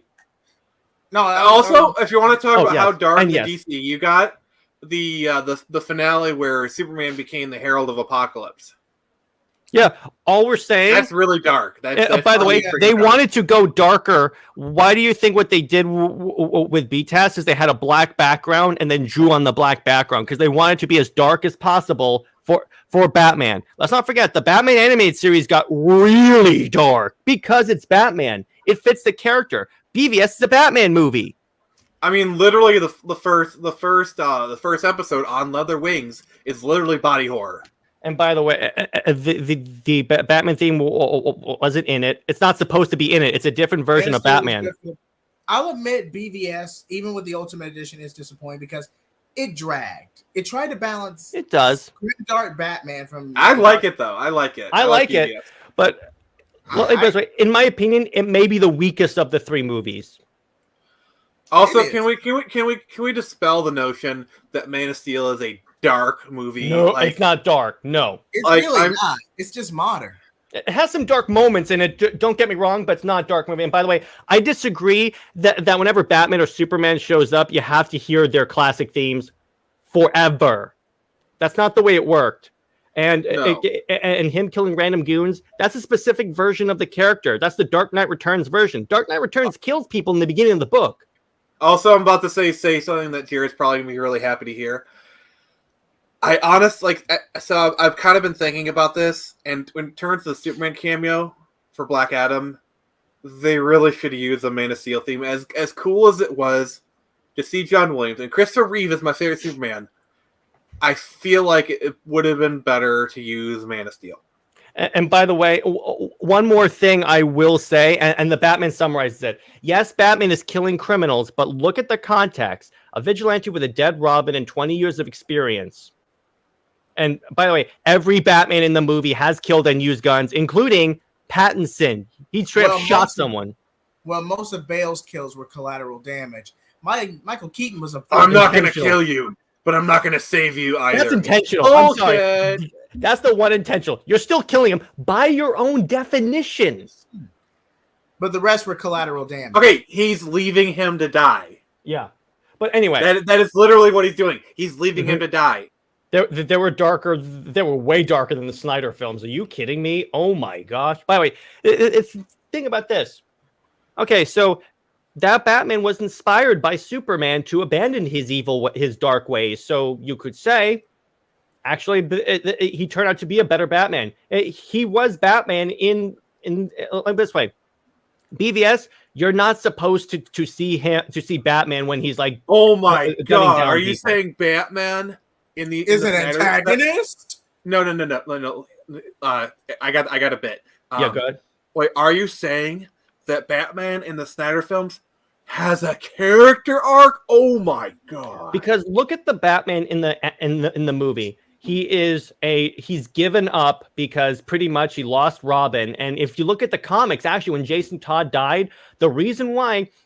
Because if you look at the story, Batman needs a Robin. Okay, the visual producer do action sequences, but that's the best respect you would get. But yeah, okay, yeah. And by the way, I think Snyder should be a producer on Man of Steel or the Justice League movie. I feel like he should have input both on story and visual, and be on the set assisting. Like honestly, here's my dream combo for Man of Steel 2. Yeah, David Yates directing with Zack Snyder producing. Co-written by Christopher McQuarrie and Zack Snyder. And Nolan, you have to put Nolan in there. I would love to have Nolan in there. I mean, Nolan would be cool, but like, Mhm. I'm just saying, like that is my dream team for And- Man of and Steel. by the way, Everyone can get if- credited regardless. And by the way, if they continued the Snyderverse on HBO Max, it would be non-canon. I just want to put you in on there. They would still be going with this vision. I don't think that if they're going to continue something on HBO Max, it's going to be the Matt Reeves universe because Zaslav has kind of signaled he wants one universe. I feel like if I'm just saying, if there's if going to it be a happens. spin-off universe, it's Mhm. going to be the Batman. Let's be fair. Yeah, but I'm just saying if it ever, I'm saying that that's a scenario where it would happen. But most likely, let me put it this way: the Snyderverse is canon because when you think about it, which version of Justice League do they refer to all the time in the ads? I'm just going to tell you that right now. They have without saying it decanonized Justice League because otherwise they would have. They're going to retool it to save face, but other than that, really, when you think about it, they're going to refer to the Justice League event as general, but they're going to treat Zack Snyder's version as canon. That's what they're going to do. So, and then what they'll probably do is just have a movie where Darkseid invades, directed by Zack Snyder, and be done with it. And then there you go. You're good. They didn't even have to do the nightmare scene, although that would be cool. Wait, in all reality, that they have to go the Marvel plan route. No, they don't. They do not have to go Marvel. They do not have to do what Marvel does. Yes, I trust James Gunn too. They do not have to do the Marvel route because you know why? And actually, The Rock says it himself. We are not Marvel. Because that's the one thing I disagree with the most. They do not have to copy the way Marvel does it. That works for Marvel. It doesn't work for it wouldn't work for DC. And then Superman sacrifice and returns. Yes, exactly.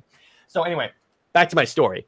So what happened was, again, I was in the hospital with bleeding internally, and I almost didn't make it. And I'll never forget it. I had an IV in my arm. I was in the infusion treatment center area, and then so in front of me on the chair seat in front of me, they had like a TV screen, and then one of them was the Justice League Unlimited episode, and I'll never forget it. It's the return where Amazo shows back up in JLU. Then you have that epic scene where Green Lantern's like, light him up, and then the entire league just unleashes holy hell on Amazo. And I remember I remember visually thinking, oh my gosh, this is awesome.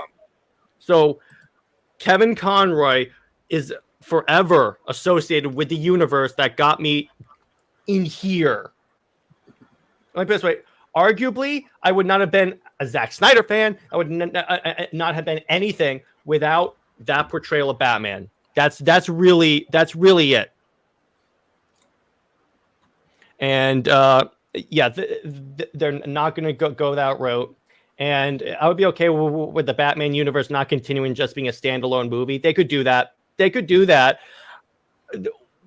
What I can see them doing is probably doing the Penguin series and then just ending it. That's what I think they would do. So before we end, I'm going to go around actually, you know what? Do you guys want to real quick address my other topic before we end out? Go ahead. I think Make it quick. Yeah, it'll be a quick one. So before we log off, we have another topic I wanted to talk about, and by the way, Kyle Rayner, baby. And so what's going on with the MCU? Because here's the thing. Phase 4 has been a train wreck for the MCU. Yeah, exactly. There you go, Nick. That perfectly summarized. Because I think part of it is... The films have all the consistency of a wet fart. Yeah, I think I think part of the reason is they're going all in on all new, all different Marvel, even though that we have data that proves that it doesn't work. Counterpoint.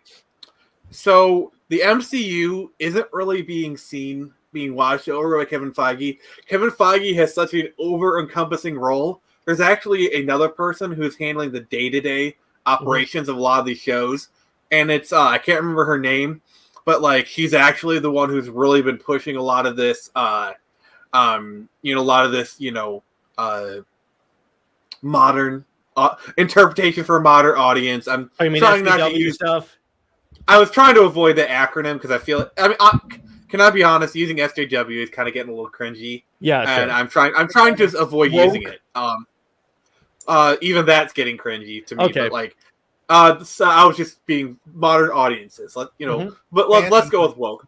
Let's compromise the saying woke. Let's go that way. And she's the one who's kind of making things a lot more woke and whatnot. And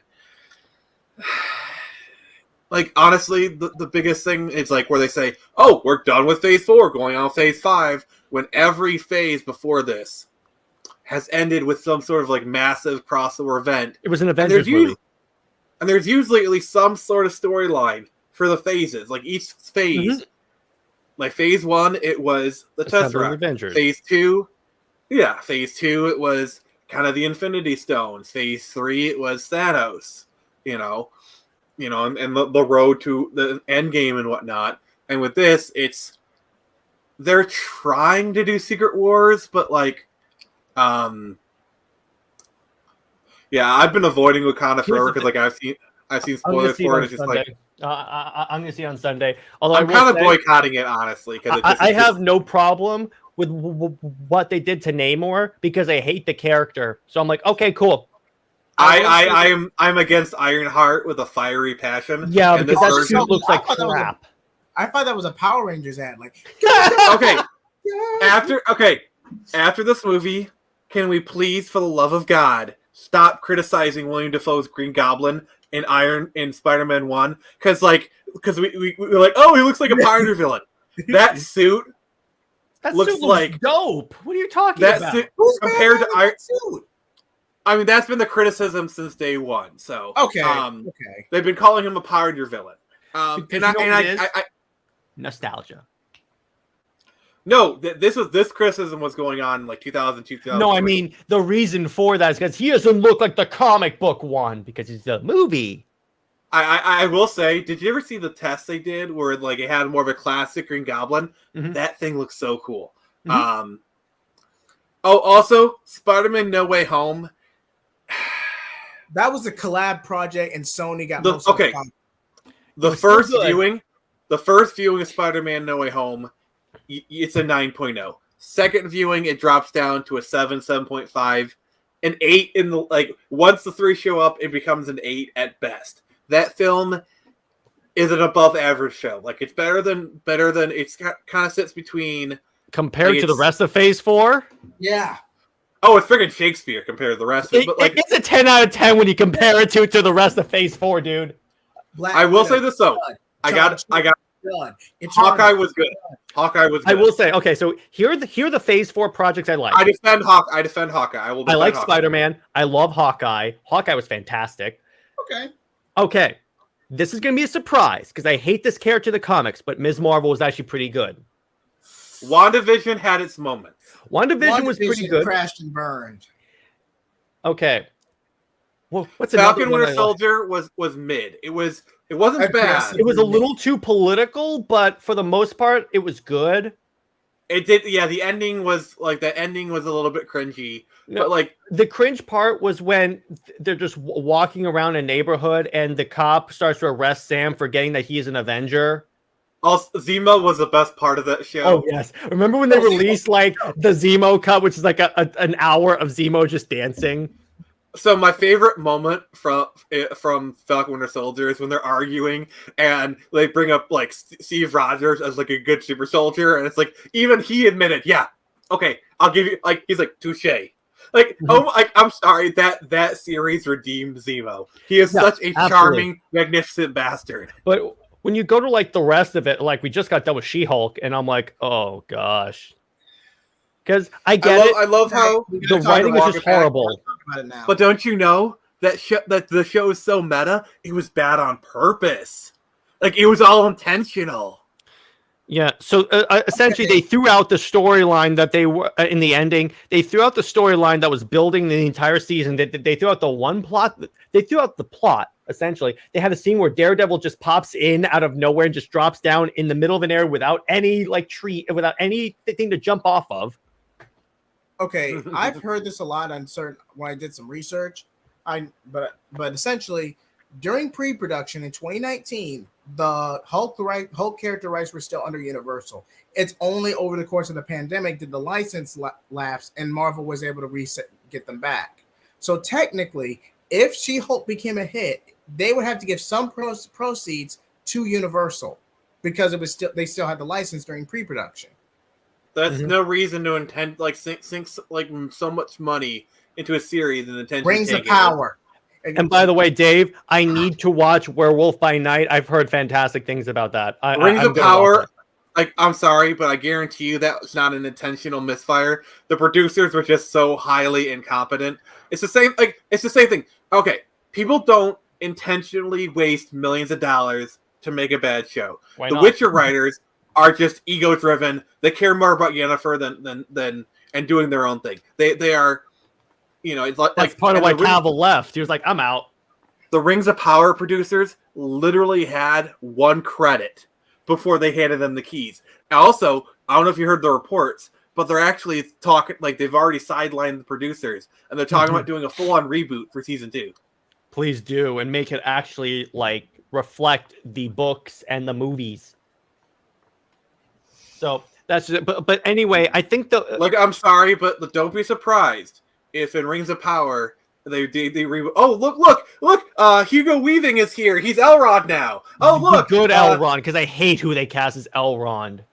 Because Elrond was alive, because they were show him in the Second Age, and oh look, Ian McKellen, he's back as Gandalf. Exactly. But they're gonna I think at the very least, fan service galore. Oh, and by the way, Derpy, that literally is the plot for Deathstroke.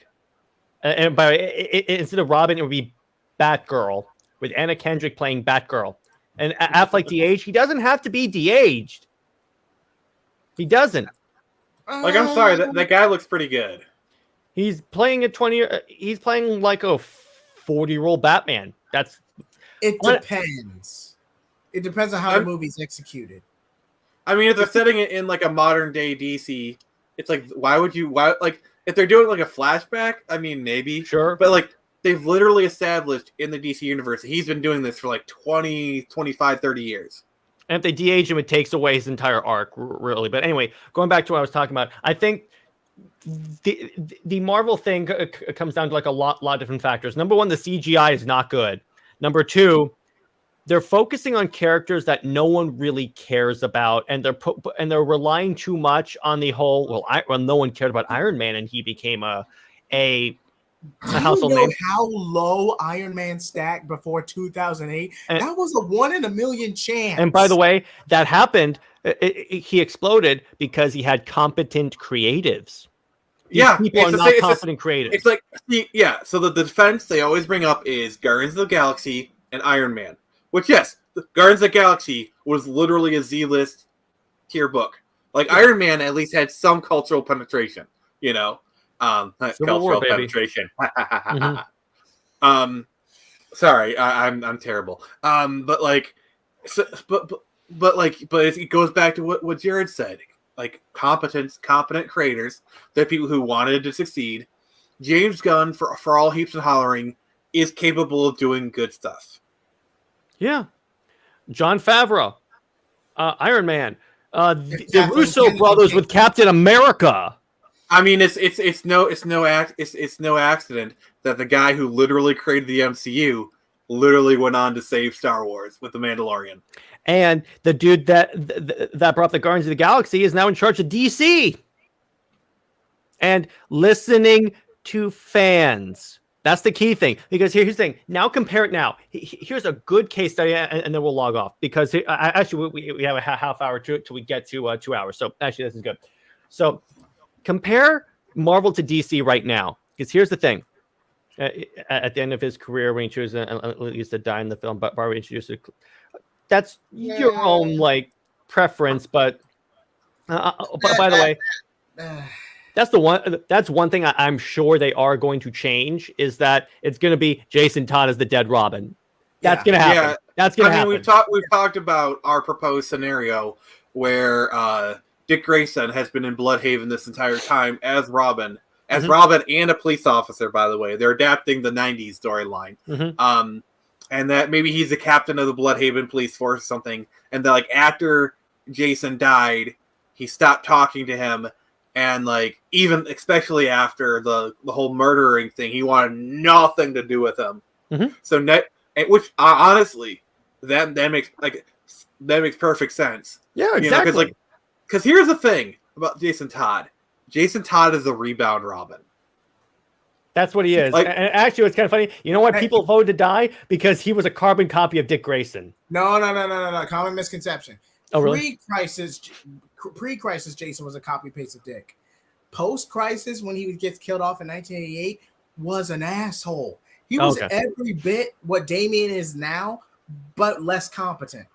Yeah, because that's the thing about Jason Todd is he had a lot of anger issues and he charged into battle recklessly, but he wasn't trained by the League of Assassins, because that's the thing about Damian, where Damian talks a lot of crap, but he can back it up. Mm-hmm. And by the way, and Dave says Guardians of the Galaxy was popular amongst comic fans due to the Abnett landing run. In other words, it's something that actually worked in the comics before adapting. That's another thing. They're adapting characters that didn't work in the comics, like Falcon, Captain America, and Riri Williams. But do they have any other choice? Because to be fair, Falcon did work on the comics, and then in the MCU, he worked. Do you know what worked more? Bucky as Captain America. They could have done that whole redemption arc where where he has to earn the people's trust as Captain America. They could have done that. And to be perfectly honest, a Steve Wilson as Captain America, it could have worked. Because let's be honest, I think Anthony Mackie as an actor is perfectly capable. Like, I think him being a leadership role, I could totally see him being a Sam Wilson Captain America. Like, I think the actor himself is perfectly capable of doing that. And like that show demonstrated, he's capable of doing it. It's just, here's the thing, is that I recently read went through that portion of the Brubaker run, and I'm like, this would be a so much better movie than we're getting. Because but Bucky was always a standalone. He did that specifically to honor Steve. Yeah. I mean, honestly, why not? I feel like they were hinting at Bucky going the White Tiger route. Because like I would have loved the White Wolf? So here's what I would have done for Black Panther if Chadwick Boseman hadn't died. Basically, Black Panther 2, Bucky's the villain as White Tiger. Well, you mean as the White Wolf? He's called the White Wolf. White Wolf, sorry, because like the White Wolf was literally a white person who Wakanda had adopted as his home. It's perfect for the character, and they're already setting him up as a White Wolf. Well, why would they fight? Yeah, that would have worked, but why would they fight? What? Not necessarily a villain, but more of an antagonist kind of thing. Okay, I can see that. Okay, I can see that. Oh, speaking of Black Panther 2, regardless of misconception, they did not alter Namor specifically for wokeness. Namor and Aquaman are so similar. It's That's kind of a Deadpool situation. That's another reason why I'm okay with it, because I'm like, oh, okay, I get what you're doing, and plus, I hate the character, so I really could care less. Namor's the original. He's a bit of a douchebag. He's an asshole. He is an asshole. And to be fair, to be fair, Reed Richards does take Susan Storm for granted to a degree. At least it's just he goes after everyone's woman. Honestly, Namor, I could take it or leave it because I've never really been cared about the character. My biggest thing is, so this is a spoiler alert for Black Panther 2. Is it okay if we go about it? Go ahead. 5, 4. Well, I'm gonna see the movie either way. So 5, 4, 3, 2, 1, go. Shuri becomes Black Panther. I knew that from the trailer. That's what it says from the trailer. I hate Shuri with a fiery passion because I'm smarter than ever. Like she is the worst parts of Tony Stark with none of the charm. Like she's great. She's okay as like a side character, like as like the Q. Again, they should have recast. She's Riri. She's the Riri in the comics. Or actually, here's what they should have done: brought Michael B. Jordan back to life and put Killmonger as Black Panther. They could have done that. That wouldn't have worked with Killmonger's art, because Killmonger, he was a radical with a god complex, basically. Mm-hmm. I mean, again, you could have brought back Buffy. I almost called him Buffy. Bucky. I had the White Tiger. Not make him Black Panther, but like have the White Wolf be kind of the protector of Wakanda, and that be the kind of thing. And then, honestly, M'Baku. Have M'Baku be Black Panther. M'Baku would have been a better choice, if you mind me. But if they went with... Or, again, just recast him. They've recasted characters before, i.e. Rhodey. All right, let's play this game. Who would you recast as T'Challa? Michael Jai White. Michael Jai White. Too old. Okay, it's too old. I would have said Michael B. Jordan, but he's already playing a character, so I can't do that. Yeah. Let me see here. Who would I have cast for T'Challa? Actually, chat, you can help us too. Who would you cast as T'Challa? Fan cast for T'Challa. Fan cast for T'Challa. Let's do it. Denzel Washington, just de-age him? It could work. It could work. I mean, if this was in the 80s or the 90s, sure, but yeah. Okay. Wesley Snipes. If this was the 90s, yes. But do you know? Blade. Okay, fun fact. Do you know he actually was this close to playing Black Panther in like the 80s, like the 90s or 2000s? He was actually this close to being cast as Black Panther. Mm-hmm. See, the biggest problem is since T'Challa's dead. You could have brought in an old T'Challa and just have it be a variant. Sure. But how would you apply that? No, because here's the biggest disappointment. Okay, Since T'Challa is dead, we will never get the ultimate power couple of Storm and T'Challa. Yeah, exactly.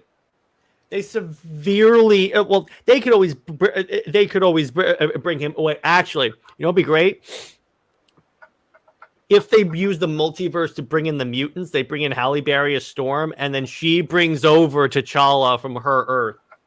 From the Foxverse? No. Right. I mean, I'm just thinking of ways they can multiverse it to bring in T'Challa, because eventually they'll bring him back. I'm sorry. So any of the Fox characters are going to be a one and done.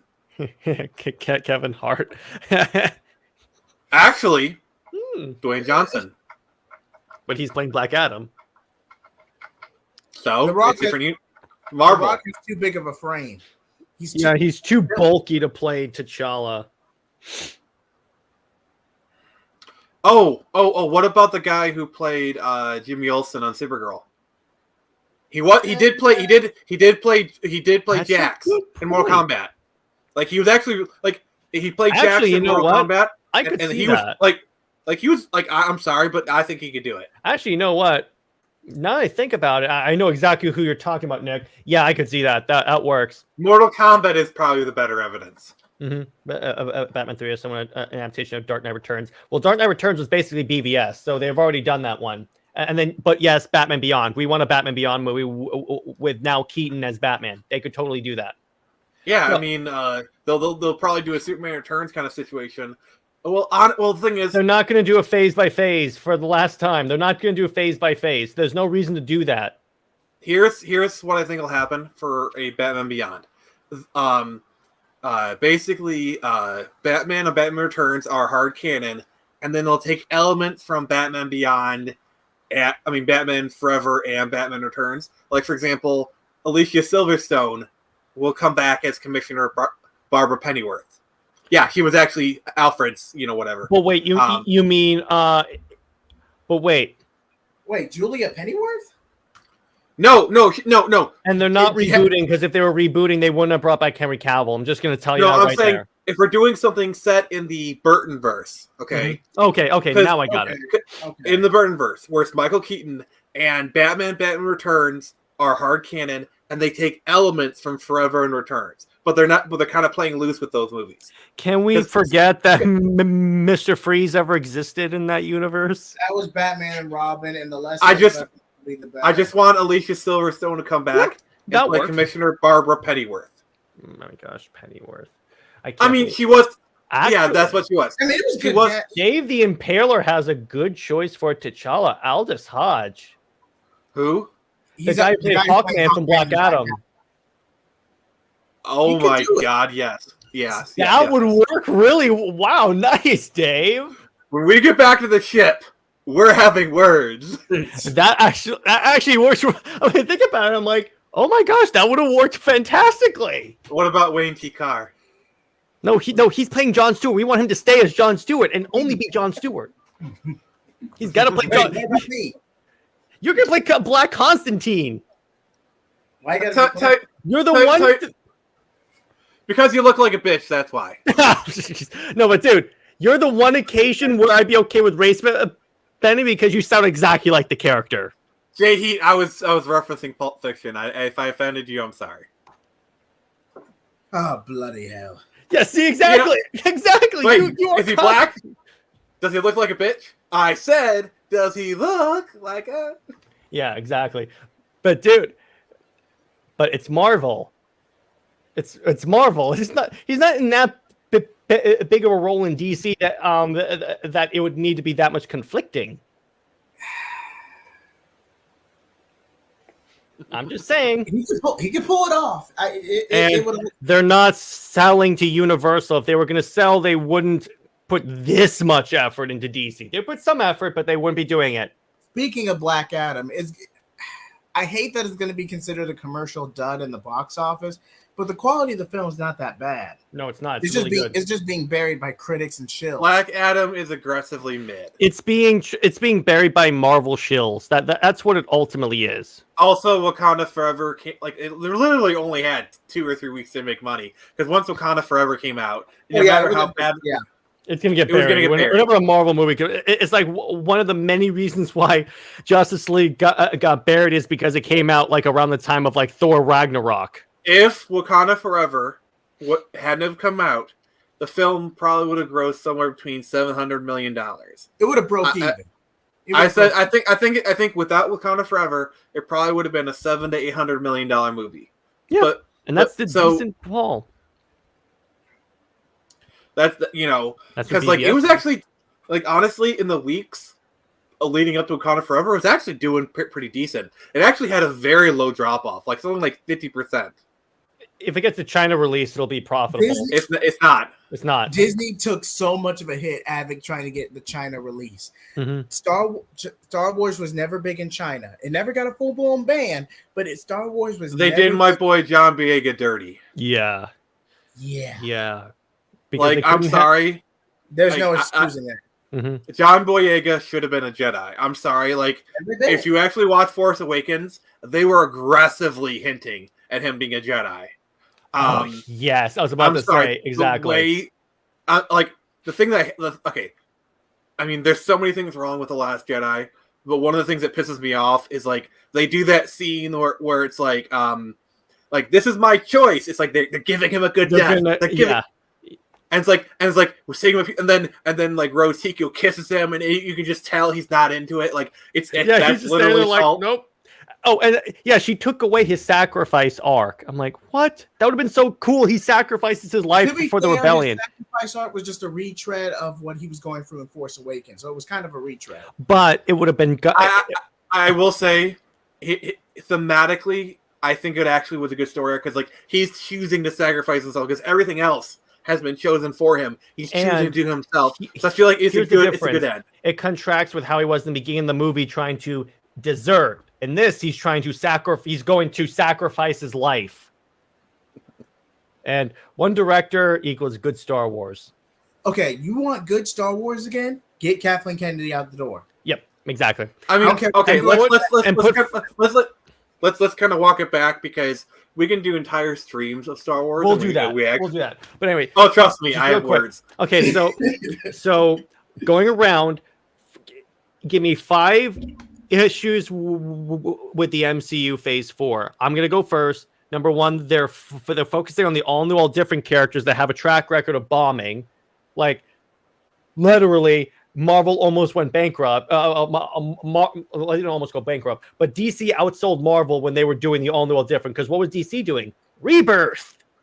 So and then death metal happened. And then metal happened first, actually, which metal actually sold really well. But anyway, go on to it. Bad CGI, bad writing, a lack of interconnectivity because really none of these things connected to each other, and really just not caring anymore.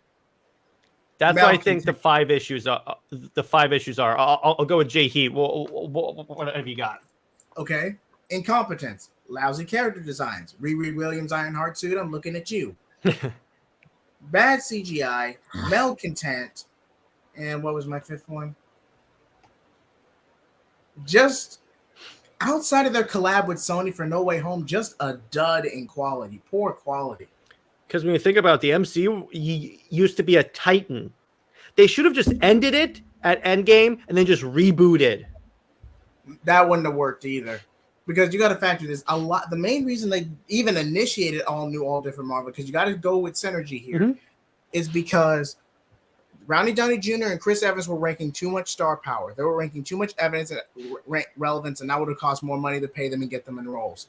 So you had to do mantle swaps, at least justify mantle swaps. Know what I mean? Recast Cap and Iron Man. I know that's really a gamble. And been done with or just have Rhodey become Iron Man. Problem solved. Jesus Christ. Yeah, exactly. Like, Jesus Christ. Like, you want your Black Iron Man, Rhodey. I'm sorry. I'd be totally fine with that. But you got to take the comic aspect too. The only time Rhodey was ever Iron Man was when Tony was on a drunken stupor. Yeah, but I'm sorry, but like Don Cheadle, he's good enough to, like, he may not get the mainline movies, but have him be freaking Iron Man. I love the Machine. I agree. Renegotiate his contract, and we didn't have none of that Riri Williams and have Bucky be Captain America. That's what I want. Or even have Pepper Potts be Rescue. Like, seriously.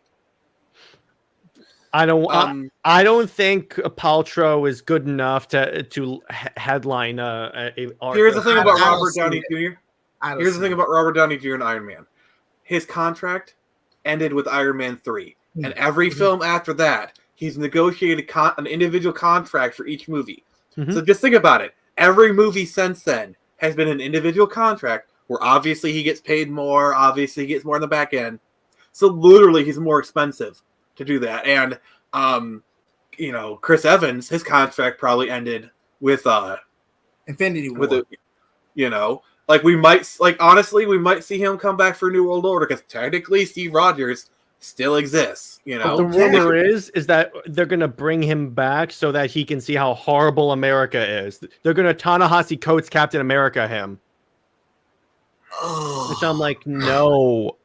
I forgot about that run. Thanks for reminding me. Me too. And I have a few trades of it. Why do you have that book? Because it started off decent and then it just went downhill. There's only have like 4 of them. He needs kindling. Jay Heat. He needs kindling for his fireplace. But honestly, it makes for good fire starter. It does. It does. Yeah, exactly. I need toilet paper. Let me put that way. That was during COVID.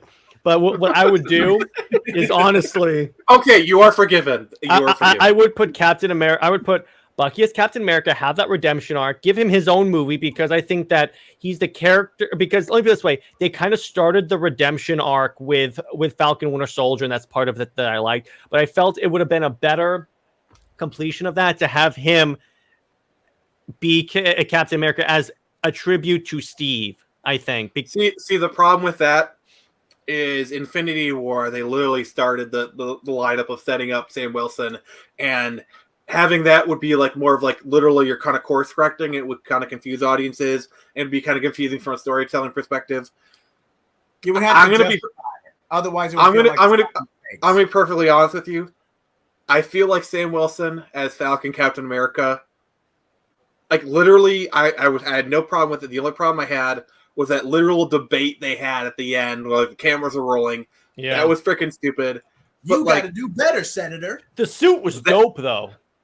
I think Anthony Mackie he's through that series. He showed he's perfectly capable of being just as much of a leader that Chris Evans was, and I'm I feel like I'm basically on board with Anthony Mackie being capped. Like, it's just the writing let him down. The writing let him down. I'm fine with it.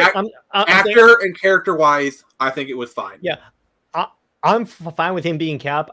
I'm just saying I would have preferred for the way it was in the comics, but that's totally fine with it. I still like it, and then I would have honestly actually started to build up to like maybe the Hulk becomes the bad guy, build up to Maestro. Or actually have a World War Hulk movie, not Planet Hulk, because we already got that with Thor Ragnarok, but World War Hulk. We don't talk about that. Yeah, I know. Actually, you know what? Or like Immortal. Like, imagine a Disney Plus series that's like rated R, like a Netflix series, but it's an adaptation of the Immortal Hulk. They don't have the balls. No, they wouldn't do that. Because here's the thing. If they did World War Hulk, you could have Hulk destroy the superhero community. Can you imagine him? He tears apart Riri. He could literally, they could pull a Grant Morrison, what he did with Justice League. He puts the Avengers in the hospital, and then they can't be Avengers anymore. Hey, let's end this on a positive. No. Let's end this on a positive note. Let's each of us list 3 things we like about Phase 4. Okay, I'm saying 3, so I'm not road testing you. I'll start. Yeah, go ahead. Well, Falcon. I mean, Hawkeye. Yolanda as Black Widow. I think they actually managed that transition really well. Yolanda as Yelena.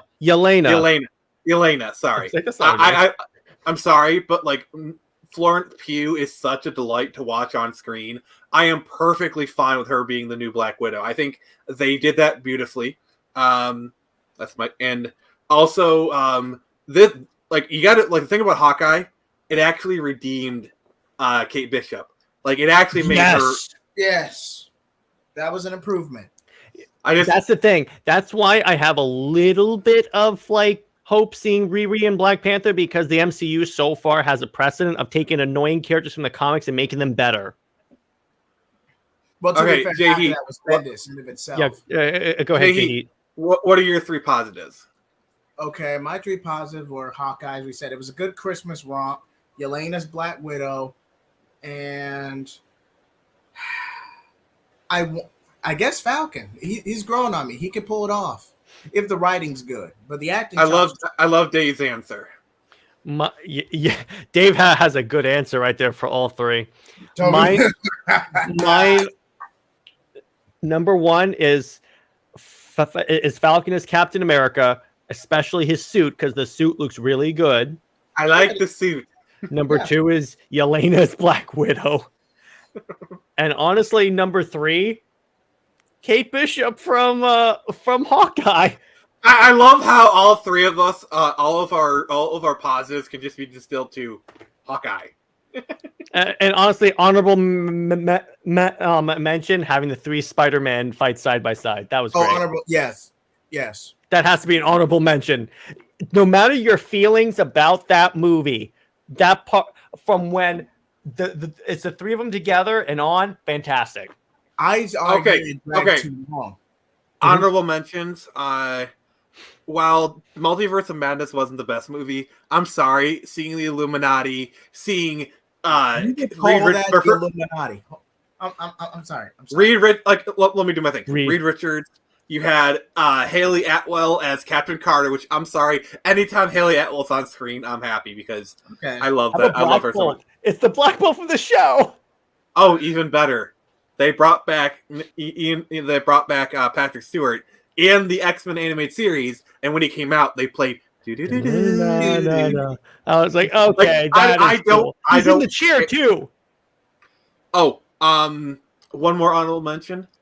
I actually have some hope for X-Men in '97 after what the showrunner came out and said, where when he's interviewing writers, he wanted people who were fans of the show, and also he put shade on Witcher writers. So that gives me some hope for the show. Yeah, exactly. That gave me. Let me put it this way: I still don't trust, but that gave me a little more hope. Also, I am genuinely excited for Secret Invasion because I love the spy versus spy aspect of. And it's pretty much confirmed that Emilia Clarke is playing the Skrull Queen. No. She's actually playing Abigail Brand, I think. So I'm like, I could see that. I can see that. If she says Neil, I might just get up and do it, like watching it. You know? Where are my Skrulls? Now this is a missed opportunity. If they ever I want her to play Mira so bad. Me too. Okay, they're not the Eternals. They're this other high alien race, and she was paired with Professor X briefly. Oh, the Shi'ar. Lilandra. She would have done well as Lilandra. Honestly, I'm surprised they haven't brought I wouldn't be surprised if Deathbird or the Shi'ar become a thing in Guardians of the Galaxy. Mm-hmm. They could definitely do that. And actually, I will say another honorable mention is where they started making Kamala a mutant. It's like where you go. It's like you have a mutation. I'm sorry. Here's the funny part about that. Insanely stupid. No. Here's why that's funny. Because for those of you that know your Marvel Comics history, for the longest time before they had the rights, they were trying to replace the the X-Men with the Inhumans. Now it's the opposite. They literally published a book. Hang on. Called Death of the Inhumans, where they kill everyone but the royal family because they're like, okay, we don't have to replace the X-Men with the Inhumans anymore. Please tell me they cut Quake. Quake is not even in that book. No, but Quake is an Inhuman. Yeah, but she's a S.H.I.E.L.D. agent. She's not really... Outside of Agents of S.H.I.E.L.D., the Inhumans were unsalvageable in connecting to the MCU. The Inhuman show was god-awful. Yeah. to be fair, the Inhumans initiative was done a lot of the problems can be traced to Ike Perlmutter, where we would have gotten a Black Panther movie a lot earlier if it wasn't for him. He initially didn't want Robert Downey Jr. Like Ike Perlmutter literally said, all black people look the same. Yeah, so I'm like, yeah, the dude was a legitimate racist. And we would have gotten a Black Widow movie earlier, but he's also a sexist. He basically what Kevin Feige had to do. He had to go to Disney, and they created Marvel Studios so that Marvel Studios was separated from Marvel, and that Kevin Feige reported directly to the board of directors. Mm-hmm. And by the way, one more thing, my last honorable mention is anytime they mention mutants, they play the X-Men animated theme. I'm like, okay, I like that. Thank you. I really hope the actor they had in Multiverse of Madness for Reed Richards comes back, because I know he was the big. Mm-hmm. He was a big fan casting, and I'm sorry, he played Reed Richards really well. Mm-hmm. That would have been interesting. I mean, also Emily Blunt for Sue Storm. If they gave him better material because he gave away Black Bolt's powers to Wanda.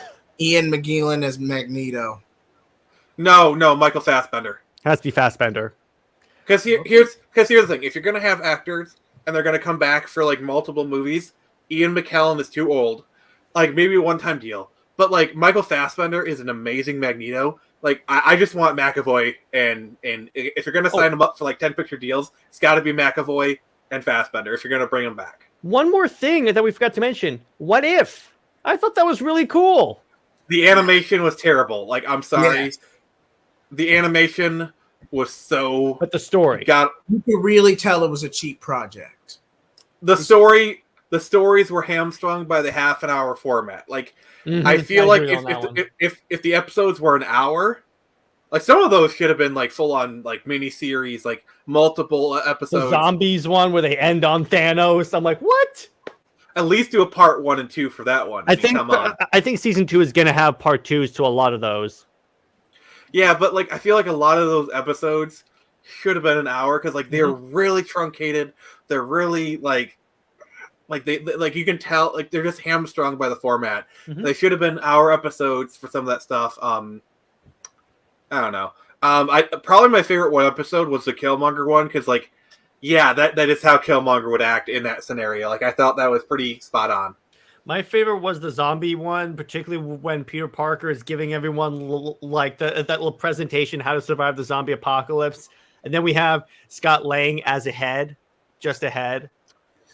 My favorite would have to be Scott Lang versus S.H.I.E.L.D. The T'Challa episode, that one was...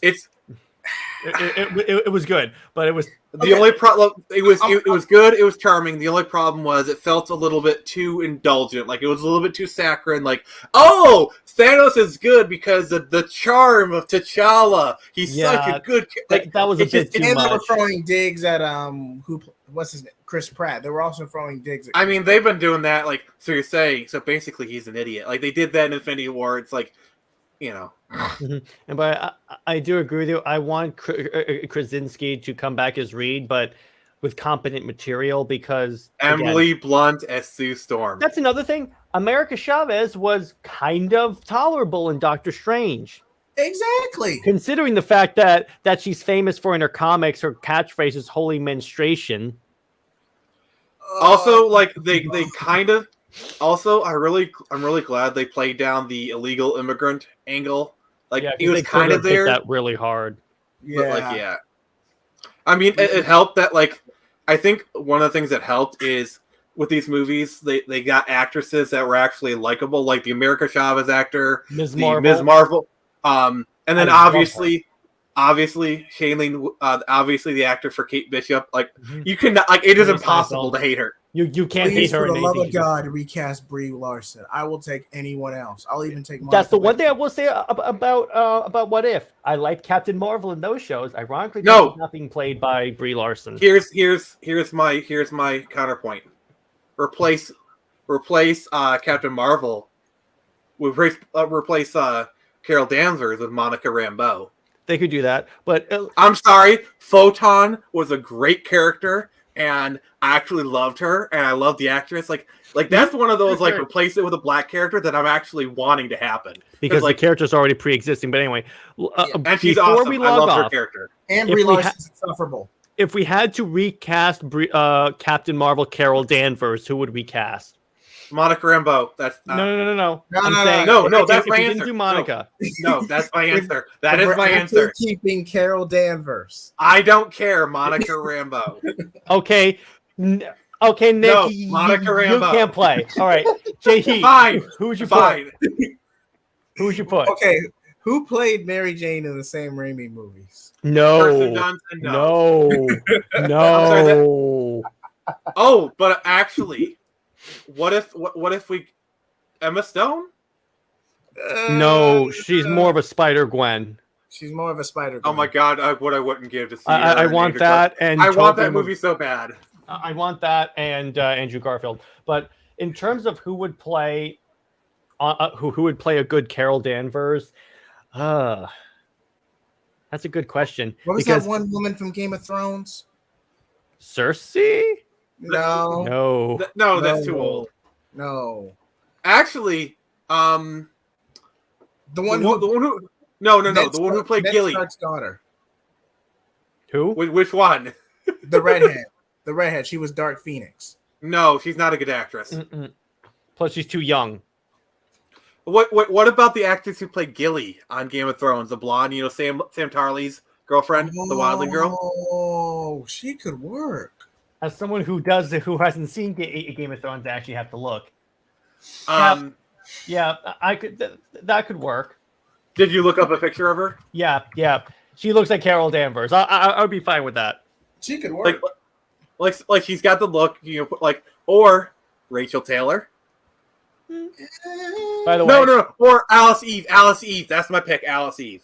Alice Eve. That's your final pick. By the way, I'm surprised in all this era of MCU man bashing, they didn't have Carol kill. They didn't do Civil War 2 and have Carol punch out Tony Stark. I'm surprised they didn't do that. Well, here's a problem. Here's a problem why they won't do Civil War 2. There's Carol actually goes after Miles. So you really think they're gonna have a white woman punch the old black Spider-Man? You really think they're gonna do that? Plus, it's a character assassination on Carol Danvers, and they're not. Was it really though? Was it really? See, here's the thing: the character has to not be like that ever in order for it to not be a character assassination. If we were talking Miss Marvel, Carol Danvers, then yes. Yeah, she's fine. But ever since she got the Captain Marvel, she was an insufferable twat. Yeah. Oh, she was can I just say? Fantastic. It was kind of funny. When I got into reading Marvel comics, it was during the era when she was Miss Marvel, and I'm like, I love this character so much. It's like Marvel Ultimate Alliance 2. And then all of a sudden, I didn't know they were the same character. So I'm like, why do I hate this character? That's Carol? You know what I really... So this is a perfect world, and Marvel will 100% frick the storyline up. What if the next 3 Spider-Man movies, at one point, they introduce Miles? Because Miles technically does exist in the MCU. He does exist in the MCU. They bring back the guy's Prowler. They do a similar storyline to Into the Spider-Verse. They're gonna frick it up. They're gonna frick that up, and just have them coexist. The only way that would work is if they kill off Tom Holland. No, have them coexist because like in the video games, they coexist. They do in the games, and they coexist in the comics too. So they would have them coexist. I don't think they would kill off Tom Holland. And by Dave the Impaler's comment right here, because then you can have Spider-Man, and you can do a Shadow Spider movie. You can literally do both of them. That's true. That's true. And can we all agree that Anna Kendrick would be a great Barbara Gordon? Yes. In terms of who because I think she was gonna be the Batgirl in the Batfleck movie. I want her to be a Squirrel Girl. I'm sorry. No, I'm sorry. I got that, but we're talking about in DC. Oh, what about Anna Kendrick as Gwenpool? I could see that actually. I was about to say who you gonna cast as Gwenpool. That actually works really well. Okay, but do you agree that on the DC side, she would make a fantastic Batgirl? Probably, because I can't think of anyone else. Because here's the thing: Leslie Grace has been vocal and that she's not going to come back as Batgirl. Which, unfortunately, look, I'm sad that that you had to that this had to happen to the movie, but whatever. I mean, Millie Bobby Brown for Carrie Kelly. Yep, of course, that's fine. And I just want to say this: I hate when projects don't come to fruition But come on, the pattern we were seeing, Birds of Prey, Terminator 5, at least from what little we were able to leak out and that was actually get from the public, I wasn't confident in it. Have you seen her run? It's like this. I'm like, this. You sure you're not confusing her for Ezra Miller? No, she had a worse run than Ezra. At least Ezra had a legitimate reason for that. Because he looked up sprinters. I was like, he had a reason for changing the run style. So I'm like, okay, it's like, well. Also, you gotta like, are you talking about the Protector character in Terminator Dark Fate? I believe so. It's the one where it's the song. Great. You do realize the blonde one, the short hair. Yeah. You do realize that she's part Terminator. Like, you do realize that they so her run is robotic. Like, she's supposed to have robotic influences. So please don't give her crap. Like, she's supposed to have I wasn't giving her crap, dude. I was giving Batgirl in the Batgirl movie crap because I've seen her running. I wasn't talking about her. Oh, I thought we were talking about Terminator. No. He was just he was just using it as an example of when based upon the current crop of female-led movies, there would just have been man bashing up the wazoo, and no one wants to see that. And I watched the Midnight Ends video. Excuse me. And that's kind of the reason why I'm so against Wakanda Forever is because I watched the Midnight Ends video where they talked about it, and from what they say, it's very anti-male Wakanda Forever. That's just Marvel. That's just Phase 4 in general. So let's just say end it on that. I mean, Hawkeye actually was very respectful of Hawkeye as a character. Hawkeye wasn't really man bashing. That's true. That's all. This is all I'm gonna say on Riri Williams and Wakanda Forever. Mm-hmm. It's Morphin time. Please don't disgrace my beloved Power Rangers. Don't disgrace the Power Rangers on that. It's not even worth it. It's not even worth it. And let's end on Dave the Impaler's fantastic line. You could throw a rock blindfolded and hit a hot blonde who would be a better Carol Danvers than Brie Larson. She has no energy, no charisma. What's up? Here's the Ironheart suit makes a tattooed teenage alien fighter from Beverly Hills look like Shakespeare. No. If you know your tokusatsu and your adaptations, that is a sick burn. Wait, but that requires fandom. The Riri Williams suit makes the CGI in the theatrical cut of Daredevil look like Zack Snyder level. Actually, that CGI was actually bad, though. Yeah, especially for the time. Hey. Here we go. They had great. That's why I will die on that hill. That 2017 Power Rangers was a great movie. Okay, I love Power Rangers as much as the next 90s, early 2000s kid. But Power Rangers 2017 was blatant product placement. Eh, Come they on. weren't as good with it. They had a they had a literal fight scene next to the Krispy Kreme. They did say that a lot. To be fair, Krispy Kreme was literally the MacGuffin of the movie. Yeah. Also, Jared, check host chat. I sent you a picture of the tattooed teenage fighter from Beverly Hills. Oh jeez. Oh no. So that makes Ironheart. Ironheart makes that look like Shakespeare. This was exact Snyder level compared to Ironheart. Show the pictures, please. Show the picture. Show the picture. Show the picture. All right. So, all right. Oh my gosh! I can't believe I have to put this on this thing. Oh my gosh! I'm full screening this. Hang on, I'm full screening this. That just looks horrible. Oh my gosh! Whatever I was expecting, it's not that. Oh my gosh! This really happened. Oh my gosh!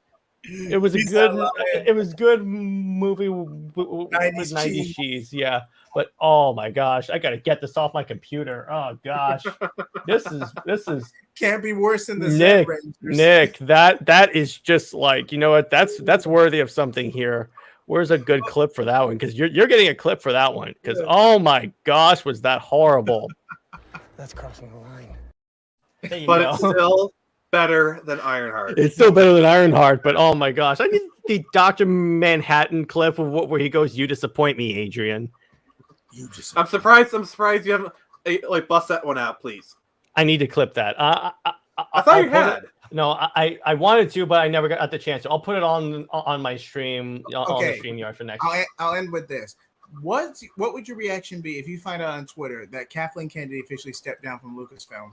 Ding dong, the bitch is dead. Which bitch? Wicked bitch. Ding dong, the wicked bitch is dead. I'll give you my reaction right here. Hang on.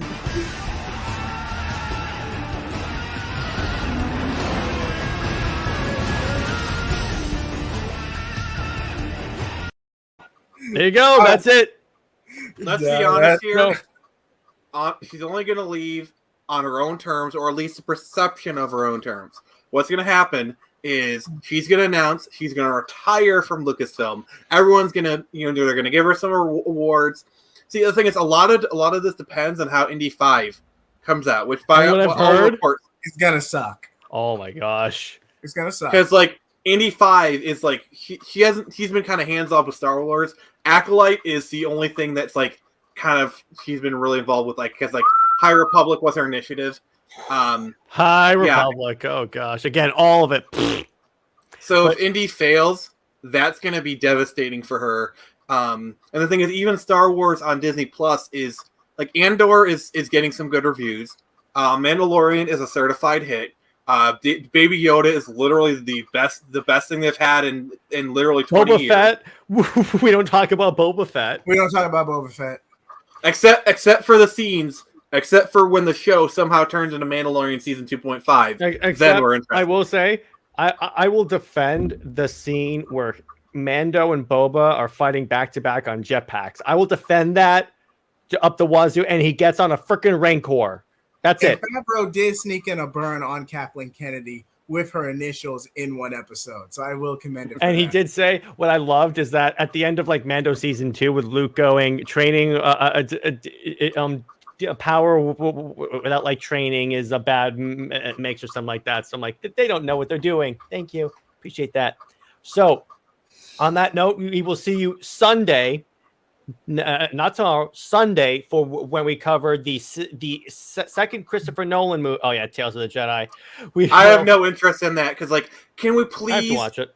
Get away? It's all Clone Wars and stuff. If they did a Cal Kestis short, sure, but it's all a Clone Wars, some Tarkin stuff, and it's just. Do you know why? I'll tell you why, Nick, because they know that that's the only era of Star Wars they haven't ruined yet. And the prequels were notoriously bad in the 2000s. Think about it this way. It's bad? Can you please bring Cal Kestis into live action and have him played by Cameron Monaghan? Yeah. Please. You know it's bad when people are starting to people are starting to look at the prequels, saying maybe I was too harsh on you, to quote that Thanos meme. I mean, that's the best thing Ryan Johnson ever did for us. He made the prequels look good. Yeah, everyone has a new appreciation for the Star Wars prequel. So on that note, we'll see you Sunday for the Dark Knight. Yeah, and gentlemen, it was a pleasure, and R.I.P. to the best animated Batman of all time. R.I.P. 3, 2, 1.